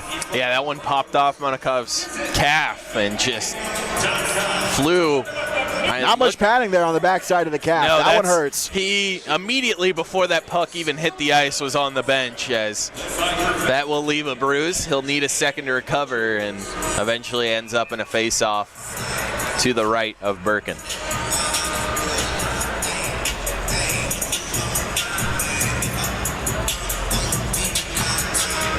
Winslow wins the face-off himself. Puck batted down at center ice by Ybarra. He and Nazareth take it into the zone. Ybarra gets it deep for Naz. Maynard will take the puck, but he lost it along the wall. Sent off the wall to Ambrosio. And Grimshaw with a little reverse hit for Nazareth. Lambert up the ice, deflected at center. Sent into the zone for Grimshaw. A little kick and a toe drag. Grimshaw with a couple of shoves from Nazareth and Aromaterio. This one's tipped ahead. Winslow, he's going to skate it up the far side. Winslow, what a toe drag on the backhand, trying to feed Nazareth. It's taken away by Ambrosio. Yeah, good job to create space there, but the pass just into the high slot found a Marksman. Slow start, at least comparatively, to this second period. Cup deflected by Ybarra. Bad angle on the twig there, and it's well into the netting and out of play. Yeah, that one again popping up. Will come back out into neutral ice. A little bit too much lift under it. Yeah, I wanted to dump it deep into the corner. Instead, went way over the head of Bopit and essentially just a couple feet to his right before it found the netting. Face off at center ice. Ford got it ahead to Raleigh. That one goes into the Mayhem bench, so we'll have another draw coming up. Lots of whistles here early in this second period, and for the Mayhem, who have been at their best when the game has been free-flowing, this certainly favors Fayetteville. I was just thinking the same thing. This is exactly the kind of play that Fayetteville is 100% okay to play with. And as they can start to chip away, or will look to, in this 2-0 lead, the Mayhem really took advantage when there were no whistles. Everything was clean. Now Fayetteville maybe on the front end. But now a chance in the slot. Kelly had it kicked away from him. The pass from Raleigh just a bit off the mark. Kelly to Cup up at the blue line. His shot blocked there by the stick of Hunter. Kelly working for position. A great play by Kelly to keep the puck in his realm. And now Goldowski will dig it out. The Mayhem are at their best when they're winning puck battles. They have done that tonight. Yeah, they've gone deep for every puck. They've been really the first man there. Raleigh has Goldowski in the slot. Raleigh will take it himself, and he scores! Where Monk keeps the cookies for Jake Raleigh, he goes up top, and it's 3-0. 2-on-1, great recognition that the pass wasn't exactly there. The opportunity would be all for himself. Skates it right out in front, almost dangles it in front of Bopit, begging him to try and stick it away. When he comes out towards the center of his blue paint, goes towards the backside, raises it right into the top of the nylon for goal number 3. And for Raleigh, it's goal number 7. He had 5 in 5 periods between the game on February 2nd, where he had the natural hat trick, and then the next game on the road against Pensacola. They'll give the goal to Connor Witherspoon. Somebody just didn't see the number, but Jake Raleigh's goal makes it 3-0. Now a chance down low for Grimshaw. Couple stick handles, save made, and that's a pass for a rebound by Grimshaw. A good look from him. The rebound was there, but nobody home for it. Yeah, good look right off the bat for Fayetteville. Another one finds its way through. Good kick save. Fans, your attention, please. Another assist on the goal for the Mayhem. Grimshaw's going to get it in his defensive end.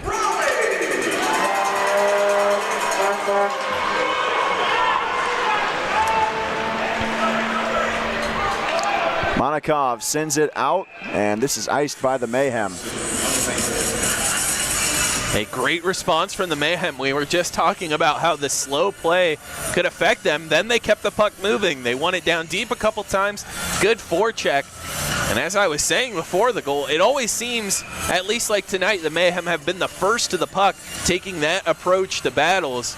So far, it's worked out. They earn a long possession and a good job on the 2-on-1. And now they have that important 3 goals, a stat they've been chasing all season. When they score 3+, the Mayhem are 15-3-2 as Paralot is down behind the play. And he's going to be slow to get back up, and an already thin Mayhem blue line might be even thinner. Paralot, with some pace, is able to grab his stick and head back to the bench. Of course, down to 5 defensemen. And Favaro began the game at forward. Got to remember that, too. So, and now here's Winslow and Long. We've been waiting all night for this. Right in the slot. Winslow and Long sizing each other up. Both guys playing chicken. Winslow with a grab and a right. Winslow, another right, and a right. And another shot. Long gets one in. Long goes after him, loses his balance, and Winslow wins the bout decidedly. Long with some words for the Mayhem bench. A lot of talk for someone that just got dropped.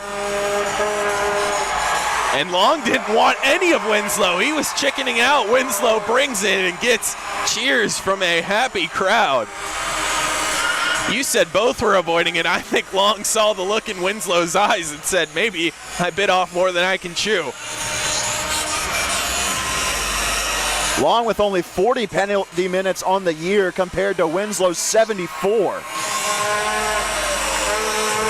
Winslow not necessarily a fighter all the time, but I think bit off more than he could chew is exactly what I'd say about that scrap right there for Austin Long. And maybe Winslow needs to pick up a second sport. That was a great duck under the right hook, and then he used the momentum of Long to throw him to the ice. That's what coaches teach you in Krav Maga. Yeah, it's 80s night. I thought I saw a little bit of Sugar Ray Leonard there in Dan Winslow. A little bit of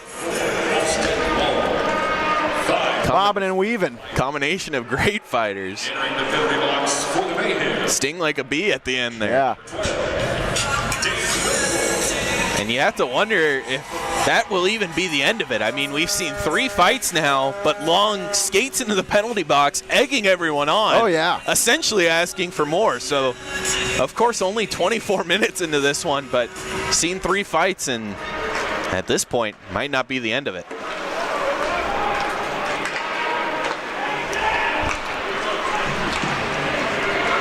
This one's tipped out of the zone by Nazareth, but it is going to be icing.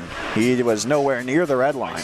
And there was a little bit of extra as skating in, it looked like Nazareth. I actually call it Ibarra as he gave a little bit of a poke towards the Marksmen player who had touched up. So everything escalating just a little bit here in the heart of Georgia.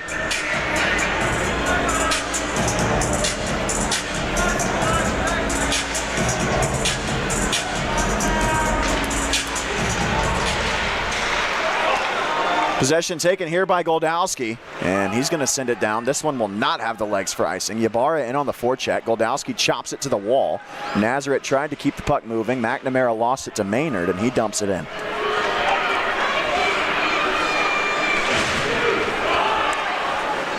Ibarra with just a little bit of extra every time he's on the forecheck.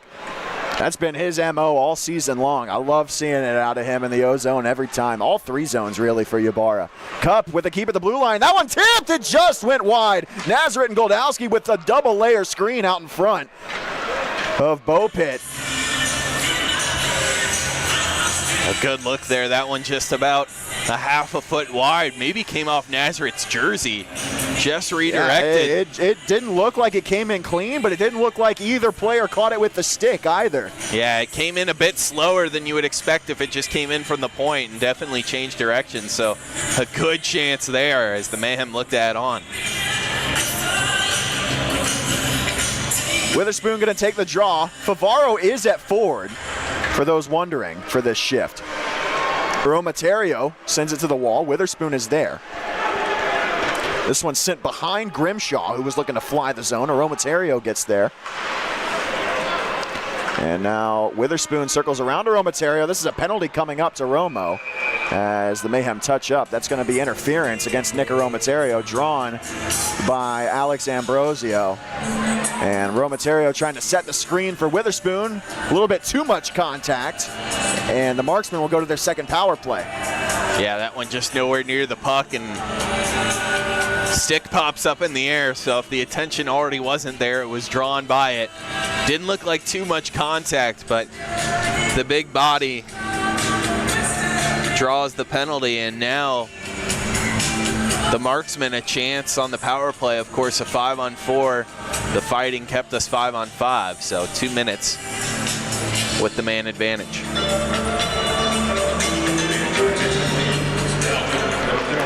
Oh, Cups in it off of Birkin and in.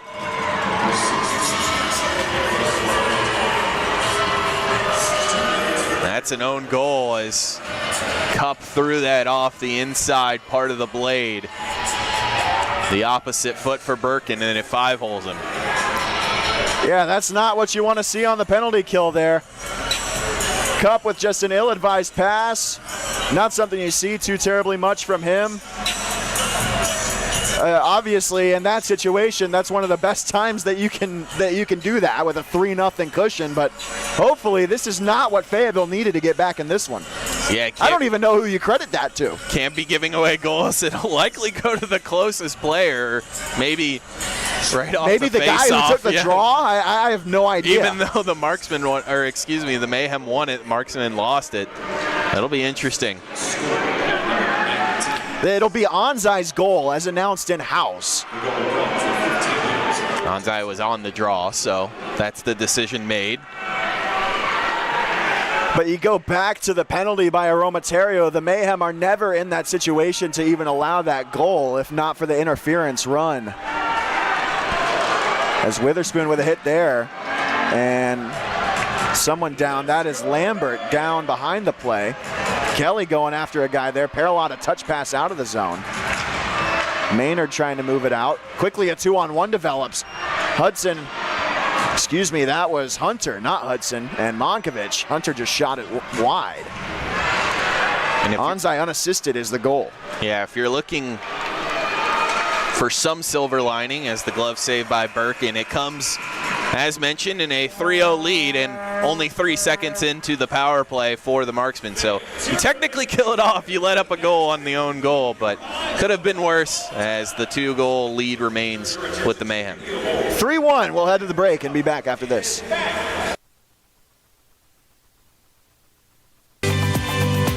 Join the celebration as Minuteman Press Macon proudly celebrates 35 plus years of serving Middle Georgia with top quality print media.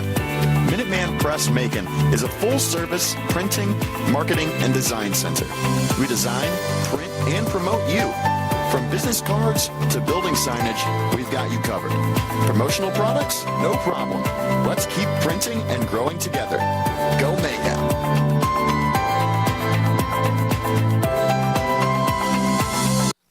Wesleyan College is a proud sponsor of the Macon Mayhem. A leader in accelerating equality for women since 1836, Wesleyan College prides itself on providing young women with a platform to develop as students, professionals, and emerging leaders in the Middle Georgia community and beyond. Through the power of a liberal arts education, Wesleyan prepares its graduates to make a positive impact not only on the community around them, but around the globe. Join the pack. Apply now at www.wesleyancollege.edu/admission. Ozone draw coming up for the Fayetteville Marksmen. 14-17 left to go in the second, but they trail by 2. It's 3-1. Every goal in this one has been put into the net by a Mayhem player. After that goal to cut the lead back down to 2 as Jarrett Cupp put it right off of Bailey Birkin and in on the penalty kill. The Mayhem were clicking on all cylinders in this one, and honestly, you can argue that they still are, but that one gives the Marksmen a little bit of life. Yeah, that one can deflate you, so important to try and bounce back now. Great forechecking shift from Ybarra. Nazareth taking off his skates. He lost the puck in the process. And Gervais with a takedown on Nazareth behind the net. Nazareth will work himself back up, and now finally skated out here by, I believe that was Onzai. This will be floated out through center. Grimshaw couldn't outskate Ford for it. Ford will fire it all the way around. Gervais fans on it. Nazareth trying to get into it with Maynard.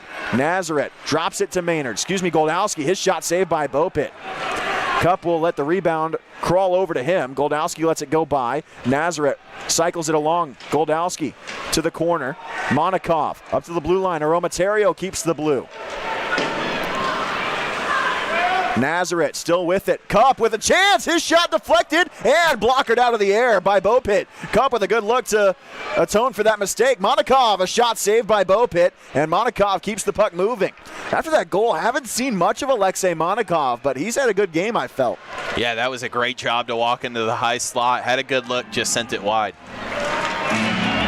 Aromaterio sent it through the body of Witherspoon.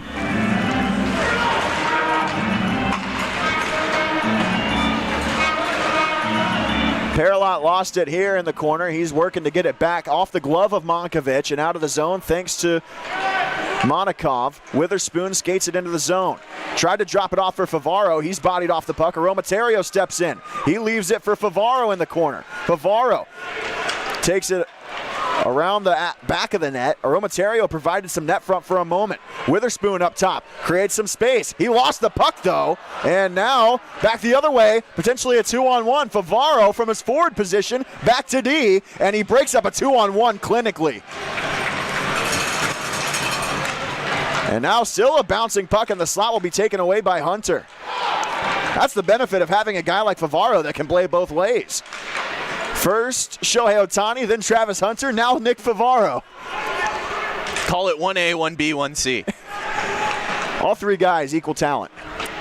Hey, clinical job, like you said, positioned himself well. When you do that, you can stop almost any 2-on-1. Just have to skate back hard, take away as many passing lanes as you can, and he did that. A good showing there.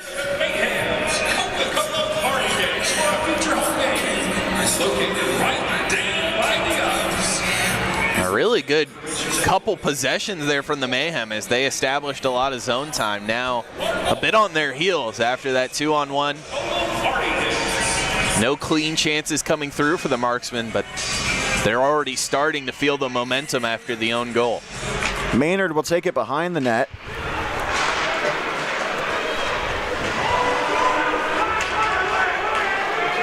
Ford in the corner, flips it to Goldowski. Goldowski up to Kelly. Kelly trying to dance around Love. Lambert takes a shoulder from Kelly, but Kelly goes tumbling to the ice, and he looks a bit worse for wear on his way back to the bench. That's one thing you can't take there is another body short. And we've got a whistle there.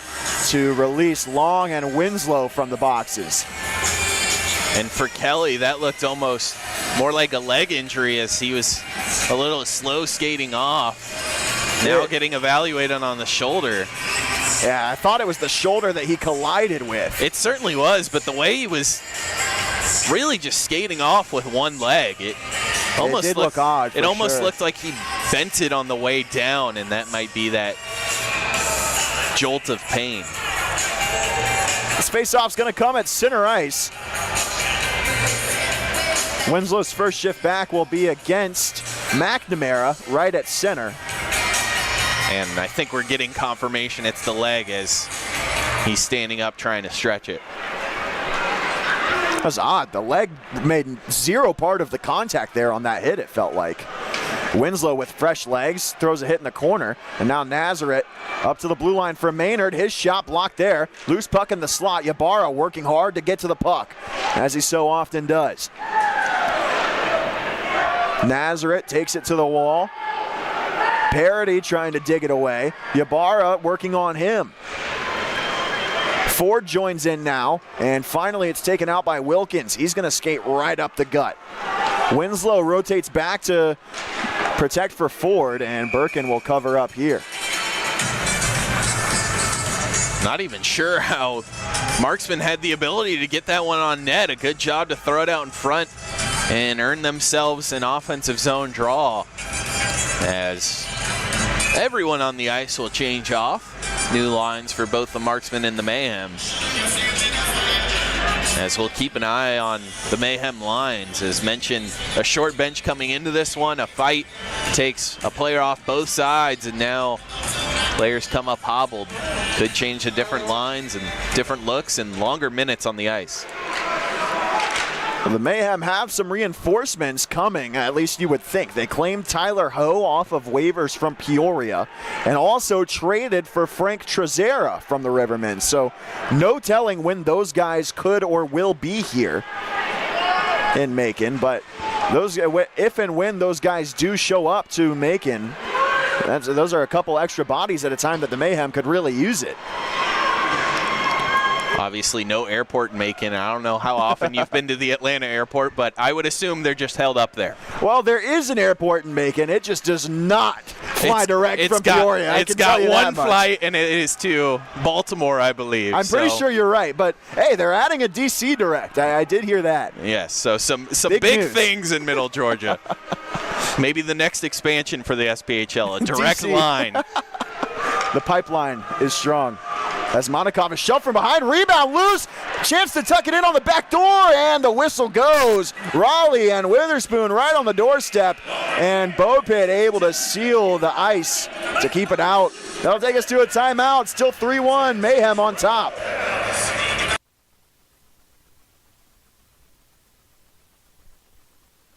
Thinking about starting a new career? The Georgia Department of Corrections is now hiring correctional heroes. Earn a competitive salary and advance your career through GDC. The agency is now hiring correctional officers, counselors, food service workers, and many more.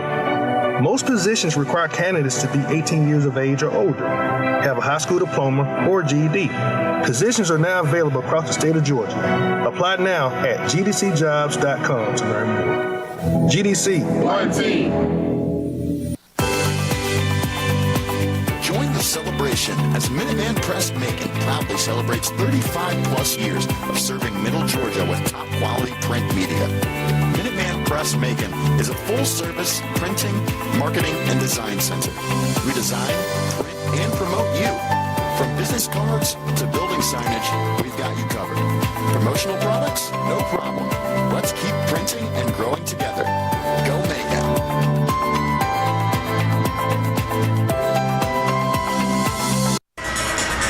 Back to action here in the second period. 9:35 left to go. We're just past the midway point of regulation.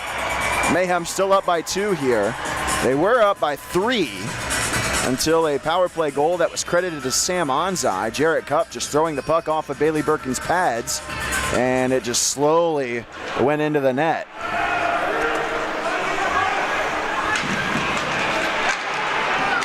Marksmen have to wait for everyone to touch up. Long was still loose in the zone. And we've got a whistle here.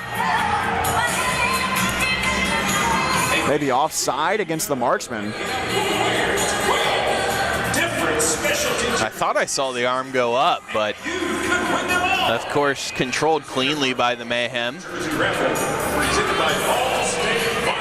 Either way, it'll be a face-off right outside the blue line. Winslow wins the draw. He's been very good in the circles tonight, as has Goldowski. Honestly, all three Mayhem centers have been very good. Winslow, Goldowski, and Witherspoon. Oh, a turnover by Ford, and that one hit the crossbar, I think, and stayed out. Either the crossbar or Birkin's arm. One of the two. That was a nearly costly turnover by Hayden Ford. Love around the net. Good takeaway by Winslow. And now Raleigh to Kelly out of the zone. Kelly will dump it to the far corner as Winslow chases. Monkovic gets shouldered off by Winslow. He frees the puck for Raleigh, working on Lambert. Monkovic ends up taking it away. And now kept in the zone by Paralot as he will take it to the corner. Puck freed away for Lambert, and now he sends it up to Monkovic. He's at the end of a long shift. Witherspoon with another takeaway. Paralot with it near side. He'll send a shot that gets blocked out of play, and a good forechecking shift there by the Macon Mayhem. Yeah, and this game looked like it would be within one as I was waiting for the goal horn to sound. That one certainly went off the goal. It beat Birkin. And I thought I saw it go off the top of the crossbar and down, and it did. It just couldn't stay in between the pipes as it ended up in the corner. You also didn't hear the ping of the crossbar either, which is why I thought maybe he got an arm to it. It certainly made some contact with the goal, and I almost want to say it could have squeaked in, but no way to know. And the angle it exited doesn't really consist with one that it would have gotten past the complete crossbar and in. That was an odd play for sure. I'll have to look back at that one. Wilkins with it, his shot blocked in front. Parody, his shot into Birkin, puck loose, and Ambrosio shoved out by Cup. Birkin able to hold on there.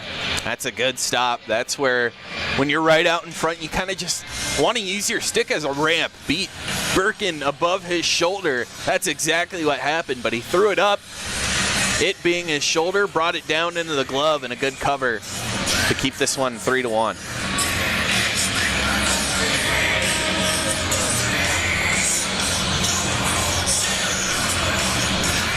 Goldowski to take the face-off against Grimshaw, and Goldowski wins it decidedly.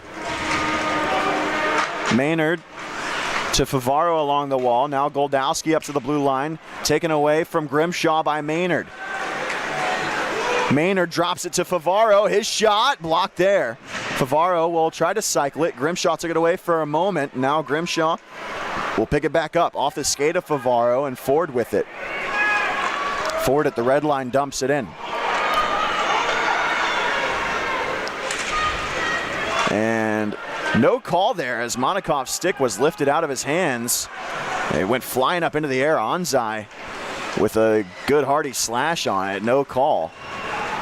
This one gets through Leith. Up to Long. And Aromaterio slaps it past Bopit. Monakov off for a change. Turned over to Nazareth. One man to beat. Nazareth, toe drag. Knocked away from him. Good last line of defense there from Ryan Leith. And now Aromaterio with it. Up the ice, Winslow leaves it for Ybarra. Ybarra in the corner, trying to create an opportunity here. Ybarra circles the net. Here's Aromaterio in the slot, and he shot it wide. Rebound! Drags Bopit out of position, keeps the puck alive. Aromaterio fed it to the slot, but nobody was there. And now Hunter back the other way through center. That shot, big block there by Winslow. That was a massive, Ybarra on the block. And Winslow makes a good play on Gervais to take him off course from the puck.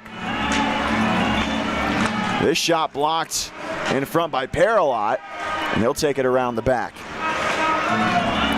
Paralot with speed up through center. He'll take it all the way around, and that shot, he's trying to pick the top corner near side. Stick saved by Bopit. Ybarra pinched up just a little bit. Cup taking a good angle back on Hunter. McNamara with it now. Hunter to the slot, fanned on by Monkovich. This one's going to careen all the way down to Bopit. Parity off the wall. McNamara looking for Grimshaw. Paralot will float it back past Wilkins. No icing here. They could have played it.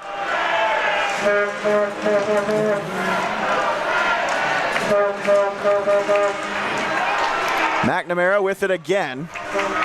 And he'll dump it in for Cup. A lot of back and forth here, Joe. Yeah, it almost feels like we've reached the point in the game where these teams are starting to feel each other out again. It's almost a completely different game from the first 30 minutes. Now a walk down low. This is a penalty coming up against the Mayhem. It's going to be Maynard going to the box, I believe, as the Mayhem finally touch up, and now the game probably set to open back up again, as it's going to be a slash against Jake Maynard. Yeah, that one on the back end, Maynard going to complain. Not a ton of contact there, but right in front of the linesman, into the hands of the Marksmen player. So they'll be back on the power play, of course. 1 for 1. 1 for 2. 1 for 2. The last one, of course, the goal. And an interesting one, as the Mayhem will, of course, have the same draw that they had in that situation, and I'm sure they've learned their lesson about putting it out in front of Birkin. So hopefully one of the league's best penalty kills can get to their game a little bit more here this time around. Cup is right back out there. Face-off win for the Marksmen. Number 21, Jake Maynard. Near side, Hunter loads up a shot, save Birkin, and it's loose in his equipment. He held on. That was an excellent shot. That one was destined for the post and in. Birkin catches it on his blocker, and it ends up getting in the equipment. Sends us to the 5-minute break. Great shot location from Hunter, absolutely. Still 3-1 Mayhem here in Macon. College is a proud sponsor of the Macon Mayhem. A leader in accelerating equality for women since 1836, Wesleyan College prides itself on providing young women with a platform to develop as students, professionals, and emerging leaders in the Middle Georgia community and beyond. Through the power of a liberal arts education, Wesleyan prepares its graduates to make a positive impact not only on the community around them, but around the globe. Join the pack. Apply now at www.wesleyancollege.edu/admission. Back to action here in Macon, as behind the net, Gervais with it. He'll take it out to center on the power play here for the next minute 33. Winslow bit on the pass, couldn't deflect it. Here's Gervais setting up the power play on the quarterback spot. That shot tipped wide of Birkin. Long the net front, Kelly slaps it off of Gervais' stick and out. And this is the first real attempt on the penalty kill for 2 minutes for the Mayhem. Of course, the first power play for the Marksmen came after a 4-on-4. The second, 3 seconds in, the own goal. Sent down low. Up top this time it is Wilkins. That shot wide of Birkin again, and he's going to hop on the rebound from the end boards. 54 seconds left in the man advantage for the Marksmen. Good awareness from Birkin. And that'll send us to another media timeout, the under 5. So we were due for the under 10. That's how back and forth it had been. Wow, I didn't even realize. We'll take another break here. 3-1 Mayhem. College is a proud sponsor of the Macon Mayhem. A leader in accelerating equality for women since 1836, Wesleyan College prides itself on providing young women with a platform to develop as students, professionals, and emerging leaders in the Middle Georgia community and beyond. Through the power of a liberal arts education, Wesleyan prepares its graduates to make a positive impact not only on the community around them, but around the globe. Join the pack. Apply now at www.wesleyancollege.edu/admission. We're back here in Macon, and honestly, I gotta say, Joe, that is, I didn't even realize that we were due for not one, but 2 media timeouts in that session. And 2 media timeouts in less than a minute of game time, that's brutal for a power play. How does that even factor into your coaching when you're setting up a man advantage? This is a crucial power play for Fayetteville. You can cut the lead in half right here. Yeah, the whole idea of a power play is to settle into it, get players on the defensive side out of position, and now when you've had the whistle blown twice, it just gives the Mayhem more chances to clear off faceoffs. Yeah, that's huge. And honestly, there, a great play from Bailey Birkin. Took a loose puck from behind his net. This is another delayed call coming up here against the Mayhem. They're going to try to let the first penalty die out to prevent it from becoming a 5-on-3. This is smart from the Mayhem here. 6-on-4 right now. Here is Love. Love will get it back on the near side. His shot through, blocker save Birkin, and Ybarra forced to touch up. So that killed off about 20 seconds of could have been 5-on-3. Smart play there from the Mayhem penalty kill to not touch up there. But the Mayhem will go to another kill, and it'll be an 18-second 5-on-3 power play for the Marksmen. Yeah, good idea there. Of course, don't want to be too generous on the 6-on-4, but let the puck enter, take away any good shots, and then when a rebound comes out like it did, Ybarra, good job of touching up. And I think everyone might be unsure what exactly the hand was up for. Yeah, I don't know that anyone knows. Winslow just gave a no-go motion to the bench, kind of slashing his neck with his hand. The arm came up during a clear where it was being played at the other end by Bopit. The only pressure Bopit had was a light forecheck, and maybe it looks like they're going to waive this penalty off. That is wild. You just let the Marksmen play 6-on-4 untouched for 20 seconds. Wow, I can't believe that. I frankly didn't see a penalty, so in that way it's good, but you have to have some discussion as why the arm was raised, and the Marksmen get a huge benefit, and the question that the league in essence will have to deal with is why the Marksmen got 20, 25, 30 seconds of having a free extra attacker. I mean, what would have been worse? That, or if they had lowered the arm, forced Bopit to go back in, or even worse, have him stay on the bench, and then the Mayhem have an empty net to shoot at. There's another chance on the doorstep and a block for Cup as we're back to action here.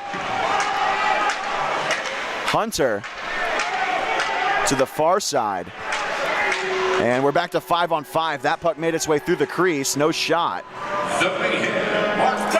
I cannot believe that just happened here in Macon. And luckily for the Mayhem, they're back to full strength. Every time we're together, Graham, we always bring up club hockey in some essences. That's where our roots are, but as that's an icing, Winslow trying to beat it out. But that one seemed even aggressive for club hockey. Yeah, even in my club days, I've never seen that one before. That was absurd. And you're correct there. That's a no-win situation once the arm comes up. And there'll have to be some discussion at what was seen, excuse me. And I wonder what Winslow was told. Again, I mean, you're probably happy in that situation that you don't have to go on a 5-on-3, but at the same time, like, how do you react to being told that you just played an extra man down for no reason? As there's a save for Birkin. And you don't want to speculate, but earlier in this game we had an icing on a power play that should not have been an icing. As Ambrosio's shot saved by Birkin. That puck was dropped in center ice, and I almost want to say that was going to be another call for icing. And since it was played, a one-timer held by Birkin, he tried to keep playing and move it along. The only thing I can think of in that situation is that the initial penalty called was a double minor for high sticking, and then the official got together with one of the linesmen to confer, and the linesman wiped it out entirely. Something of that nature. That's the only thing I can think of. That's the logical. I'm going with the more illogical, that it was another icing call that was blundered during the power play, and when Bopit came out, there was a bit of confusion. But Regardless, we're back to 5-on-5 here, and the Mayhem have 2 minutes and 20 seconds to go in a second period in which they lead by 2. Jake Raleigh, the only goal of the period for the Mayhem, and now a chance for Monikov in the slot, batting at it. He's going to settle this puck, fire it off of Bopit. I think he got that on goal. And Leith had it taken away from him by Witherspoon, charging out from behind him. Behind everyone here is McNamara. He got by Ford, but Birkin makes the save on the shot from the defensive zone. There's a turnover by Ford, and that shot from Hunter goes wide. Here is Wilkins in the defensive end. And a big hit there from Paralot. He sat a man down right at center ice. And Monkovic still down. Here's Monikov. He may have a breakaway. He's got Witherspoon. Monikov flattened. Oh my goodness. A massive hit on Alexei Monikov, and he's got a slash for his man after the play. Aonzo off the wall. Here's Long. His shot blocked wide. Oh, this building would have erupted if Long had scored. Ybarro took down Wilkins there in the slot. This puck goes off of a body. Minute left in the period. Bodies flying in the Mayhem end. Cup sends it out towards center. Nazareth giving chase. Lambert with it here. Stefura backhands it in. Long and Aromaterio go after it in the corner, and now Birkin will melt things down to calm it. Limbs flying everywhere. The 2 biggest hits we've seen of the night, and we've seen 3 fights is shoving out in front. And I thought it was all gonna boil over after Birkin played that puck. He got some contact on the way by. But the teams keep their cool heads, at least for now. That might have been the 2 biggest checks I've seen all season, one each way. And I've seen every game the Mayhem have played this year. That hit on Monikov is 100% the biggest hit I've seen this season in the SPHL. That was brutal, and good for Monikov to stick up for himself on his way back up and work himself up to the ice quickly. And lucky for him as well, the eyes of the linesman pointing the other way. Into the zone, Hayden Ford. He's got himself an assist tonight. Oh, Kelly with a deflection chance. Ford shot, he scores! Hayden Ford, 4-1 Macon.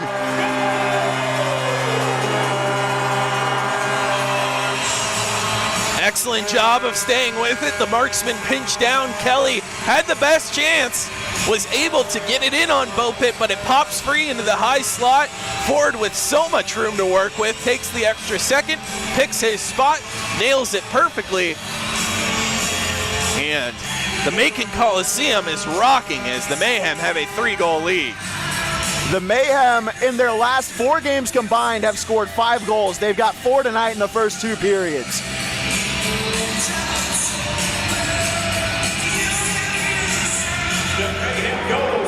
And with less than 30 seconds left in the second period. And now we've got a fight in front of the Fayetteville bench. Maynard dropping the gloves with a right. Takes an uppercut. Maynard another shot. Monkovic takes him down.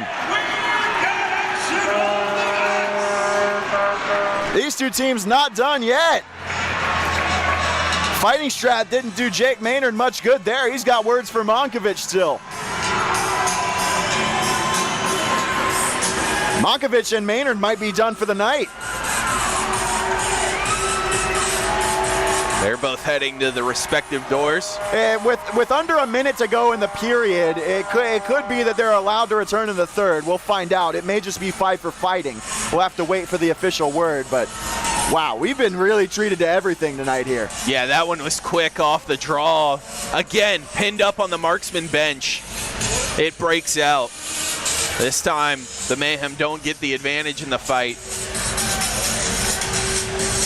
But Monkovic, that could be a big one. If he is sent off, the leading point scorer for this marksman team will be off the ice. One of the top in the SPHL this season as well. 1 point per game average.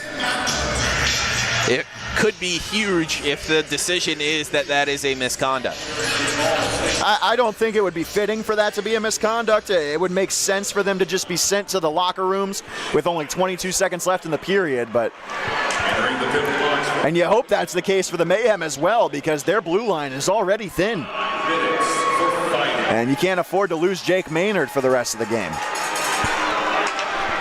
As this one floats down on Birkin, that'll do it for the second as Paralot takes it to the wall. A great period for Macon. They put up 2 more thanks to Jake Raleigh and Hayden Ford. A 2-point period for the Mayhem blue liner, newly acquired Hayden Ford. And it's 4-1 Macon through 40 minutes. And the frustrations in the offensive department that the Mayhem have had over the last 2 weeks have come to a head, and that head has popped here tonight. It's been a good showing so far. Excellent job. They've really taken advantage of their grade A opportunities. That's where it's lacked. Sometimes this season is converting when you have the best look. They have done it seemingly every chance they've had tonight. A great start. 40 minutes down, 20 to go. Absolutely. 20 to go. Job's not finished yet. The Marksmen leading in shots 24-22. And if you think that they'll lay down and die, you're sorely mistaken. 20 minutes left to go. And we'll recap the action in the second for you when we come back on Flow Hockey and the Mayhem Radio Network.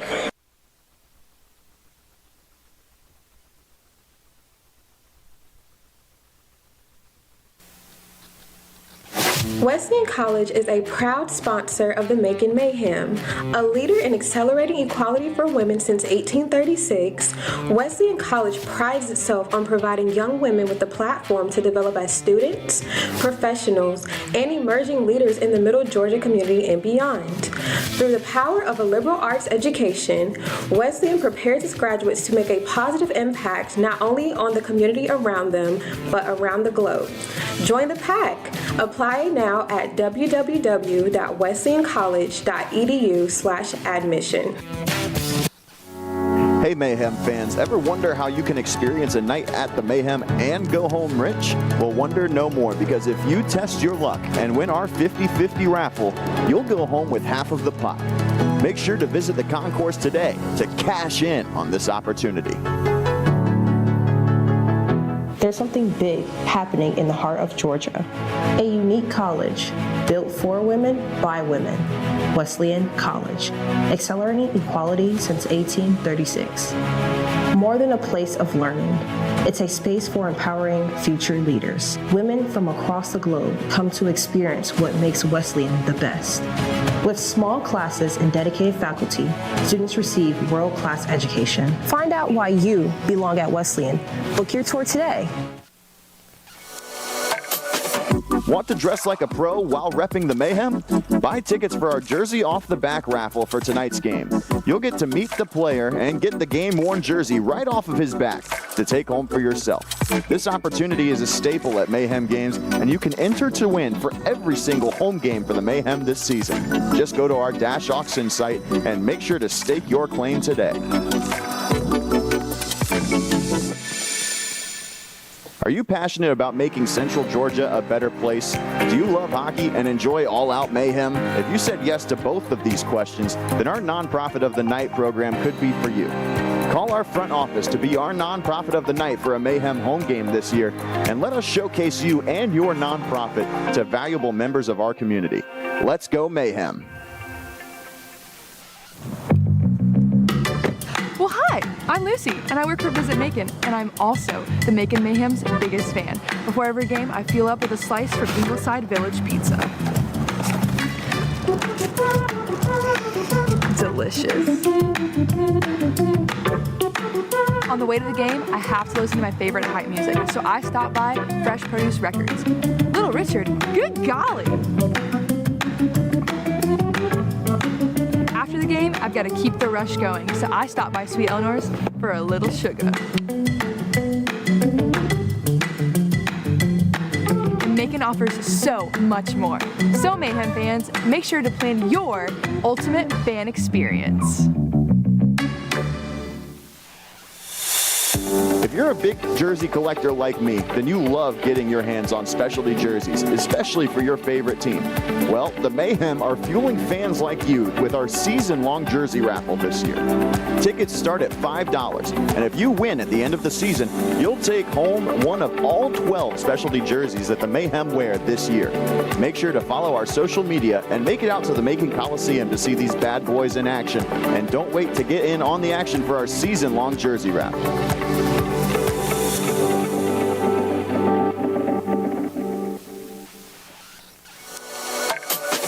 Want to dress like a pro while repping the Mayhem? Buy tickets for our Jersey Off the Back raffle for tonight's game. You'll get to meet the player and get the game-worn jersey right off of his back to take home for yourself. This opportunity is a staple at Mayhem games, and you can enter to win for every single home game for the Mayhem this season. Just go to our Dash Auction site and make sure to stake your claim today.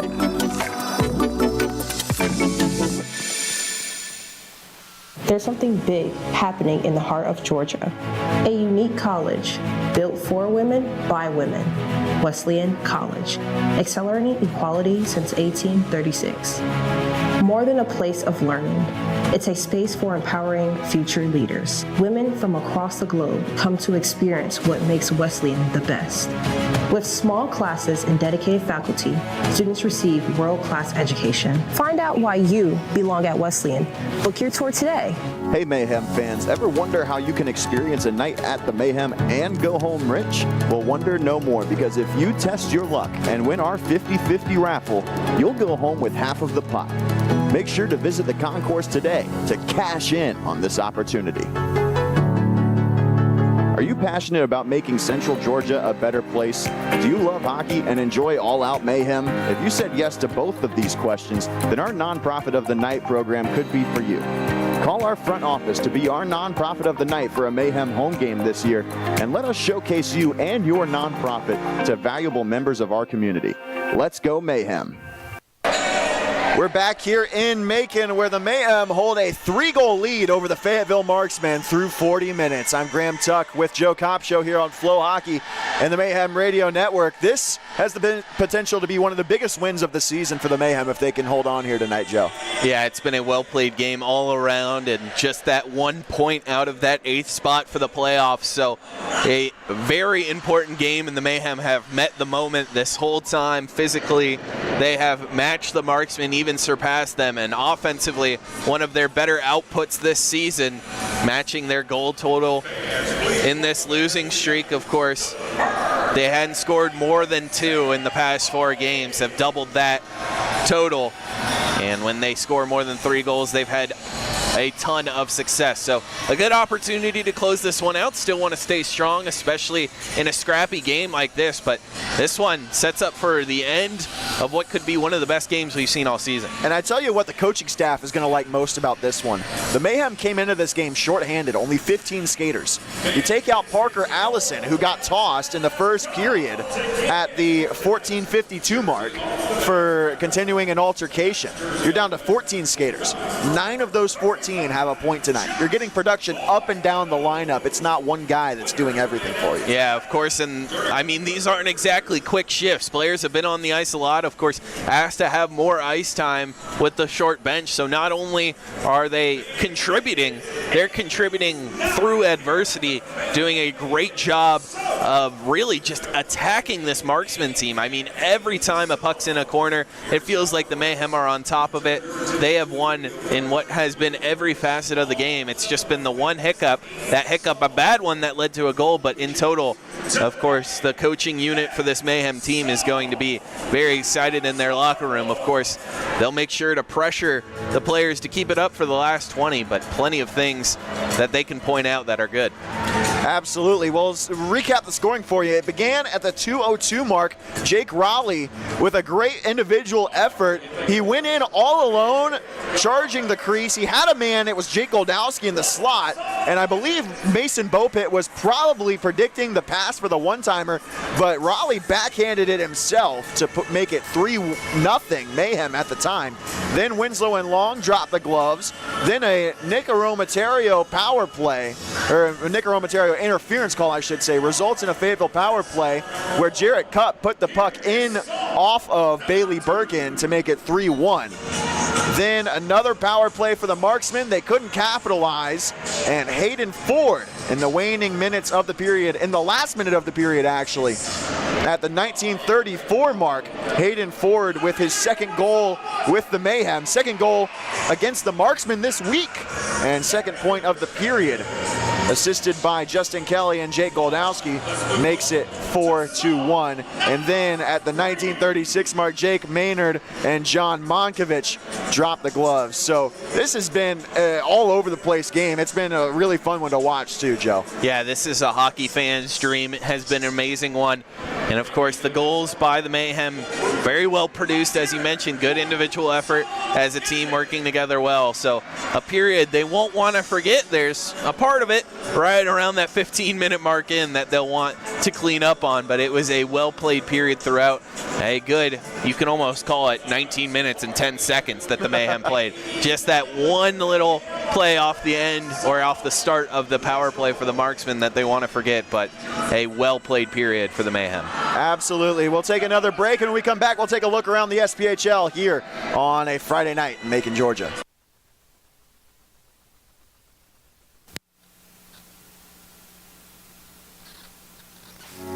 Hey, Mayhem fans, ever wonder how you can experience a night at the Mayhem and go home rich? Well, wonder no more, because if you test your luck and win our 50-50 raffle, you'll go home with half of the pot. Make sure to visit the concourse today to cash in on this opportunity. There's something big happening in the heart of Georgia. A unique college built for women by women. Wesleyan College, accelerating equality since 1836. More than a place of learning, it's a space for empowering future leaders. Women from across the globe come to experience what makes Wesleyan the best. With small classes and dedicated faculty, students receive world-class education. Find out why you belong at Wesleyan. Book your tour today. Want to dress like a pro while repping the Mayhem? Buy tickets for our Jersey Off the Back raffle for tonight's game. You'll get to meet the player and get the game-worn jersey right off of his back to take home for yourself. This opportunity is a staple at Mayhem games, and you can enter to win for every single home game for the Mayhem this season. Just go to our Dash Auction site and make sure to stake your claim today. Are you passionate about making Central Georgia a better place? Do you love hockey and enjoy all-out mayhem? If you said yes to both of these questions, then our Nonprofit of the Night program could be for you. Call our front office to be our Nonprofit of the Night for a Mayhem home game this year, and let us showcase you and your nonprofit to valuable members of our community. Let's go Mayhem. Well, hi, I'm Lucy, and I work for Visit Macon, and I'm also the Macon Mayhem's biggest fan. Before every game, I fuel up with a slice from Ingleside Village Pizza. Delicious. On the way to the game, I have to listen to my favorite hype music, so I stopped by Fresh Produce Records. Little Richard, good golly! After the game, I've got to keep the rush going, so I stopped by Sweet Eleanor's for a little sugar. Macon offers so much more. So Mayhem fans, make sure to plan your ultimate fan experience. Time for a quick look around the SPHL here in Macon, Georgia on Flow Hockey and the Mayhem Radio Network. 4-1 Macon after 2 here in Central Georgia. In Roanoke, they're halfway through the third, and the Ice Flyers have mounted a comeback. It's 2-2 with 8:12 left to go and counting in regulation. In Birmingham, the Bulls are up 2-0 on the Havoc in the second period. In Evansville, the Storm and Thunderbolts are tied at 1 in the second period. And at the end of the first, the Ice Bears and Rivermen are tied at 1 as well. That'll do it for our quick look around the SPHL. And tight games all the way around except for here in Macon. Every game within 2 goals except for this one. 20 minutes left, third period soon to be upon us here in Macon. We'll have it for you coming up right after this. Hey Mayhem fans, ever wonder how you can experience a night at the Mayhem and go home rich? Well, wonder no more, because if you test your luck and win our 50-50 raffle, you'll go home with half of the pot. Make sure to visit the concourse today to cash in on this opportunity. There's something big happening in the heart of Georgia. A unique college built for women by women. Wesleyan College, accelerating equality since 1836. More than a place of learning, it's a space for empowering future leaders. Women from across the globe come to experience what makes Wesleyan the best. With small classes and dedicated faculty, students receive world-class education. Find out why you belong at Wesleyan. Book your tour today. Want to dress like a pro while repping the Mayhem? Buy tickets for our Jersey Off the Back raffle for tonight's game. You'll get to meet the player and get the game-worn jersey right off of his back to take home for yourself. This opportunity is a staple at Mayhem games, and you can enter to win for every single home game for the Mayhem this season. Just go to our Dash Auction site and make sure to stake your claim today. Are you passionate about making Central Georgia a better place? Do you love hockey and enjoy all-out mayhem? If you said yes to both of these questions, then our Nonprofit of the Night program could be for you. Call our front office to be our Nonprofit of the Night for a Mayhem home game this year, and let us showcase you and your nonprofit to valuable members of our community. Let's go Mayhem! Well, hi, I'm Lucy, and I work for Visit Macon, and I'm also the Macon Mayhem's biggest fan. Before every game, I fuel up with a slice from Ingleside Village Pizza. Delicious. On the way to the game, I have to listen to my favorite hype music, so I stop by Fresh Produce Records. Little Richard, good golly! After the game, I've got to keep the rush going, so I stop by Sweet Eleanor's for a little sugar. And Macon offers so much more. So Mayhem fans, make sure to plan your ultimate fan experience. If you're a big jersey collector like me, then you love getting your hands on specialty jerseys, especially for your favorite team. Well, the Mayhem are fueling fans like you with our season-long jersey raffle this year. Tickets start at $5, and if you win at the end of the season, you'll take home one of all 12 specialty jerseys that the Mayhem wear this year. Make sure to follow our social media and make it out to the Macon Coliseum to see these bad boys in action, and don't wait to get in on the action for our season-long jersey raffle.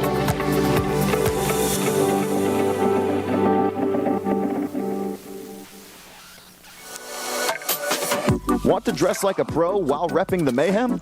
Buy tickets for our Jersey Off the Back raffle for tonight's game. You'll get to meet the player and get the game-worn jersey right off of his back to take home for yourself. This opportunity is a staple at Mayhem games, and you can enter to win for every single home game for the Mayhem this season. Just go to our Dash Auction site and make sure to stake your claim today.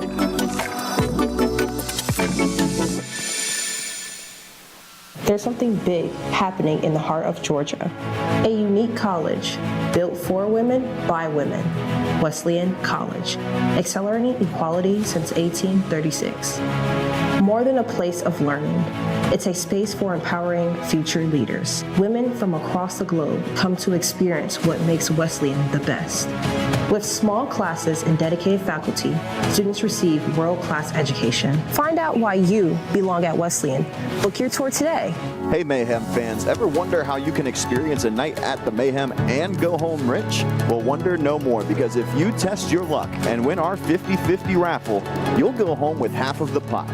Make sure to visit the concourse today to cash in on this opportunity. We're back here in Central Georgia, where it is a fun night to be a Mayhem fan in the Macon Coliseum. 4-1 after 2, and as some Mayhem fans would point out to you here tonight, all 5 goals have been put into the net by a Mayhem player. So we've seen a lot of goals here tonight, a lot of fights, and it's been a good night to be here if you're cheering for the Mayhem, and if you're the Fayetteville Marksmen season ticket holders that are here on the trip, not so fun for them tonight. Yeah, I really think if you're a fan of hockey, this has been a good one. So everyone outside of Marksmen fans having a good time, as this has had really everything you could ever want from a hockey game. Absolutely, and score update, we've had 2 quick goals in Birmingham, so it's now 3-1, a good quick goal each way. It was 2-0 at our look around the SPHL, 2-0 Birmingham, and now it's 3-1. So we'll keep an eye on mostly Pensacola, Roanoke, and Quad City, Evansville as this game goes along. But that Quad City, Evansville score is super important for the Mayhem. They could be occupying a playoff spot by the end of the night if they can hold on in this one and Quad City drops one to Evansville. I suppose Pensacola and Quad City aren't also loving this game, but point stands, hockey fans will love this game. Absolutely. Well, Maynard is in the box here, and the fans behind the Fayetteville penalty box are calling for John Monkovich to make his way over. And maybe John Monkovich not on the bench. He's not making his way to the penalty box, and he's not being asked to make his way to the penalty box. So we'll take a look. It's hard to tell from this far. The numbers on the sides of the sleeves for Fayetteville in these white jerseys are pretty hard to read from far away. So it's white on white. So, and obviously from so far, it's hard to make out facial features as well. We'll see. Monkovich wearing an A, and as I see, there's only one alternate captain over there. So I don't see Monkovich on the ice. So Monkovich may be getting treated in the Fayetteville locker room. Yeah, he did only pick up the 5 minutes, so of course not game misconduct, so would likely be out here if he could be. So likely an injury that might have come during the fight. Yeah, I'm not 100% sure what's going on there. Is all 4 members of the Fayetteville staff, head coach Kyle Sharkey, as that one tipped wide of Birkin, assistant coach Hayden Holton, athletic trainer Kyle Sherrill, and equipment manager Chad Ray, all 4 of them on the bench for the Marksmen, so none of them tending to Monkovich in the locker room at the moment, as Favaro couldn't catch up to this. Icing waved off, luckily for the Mayhem.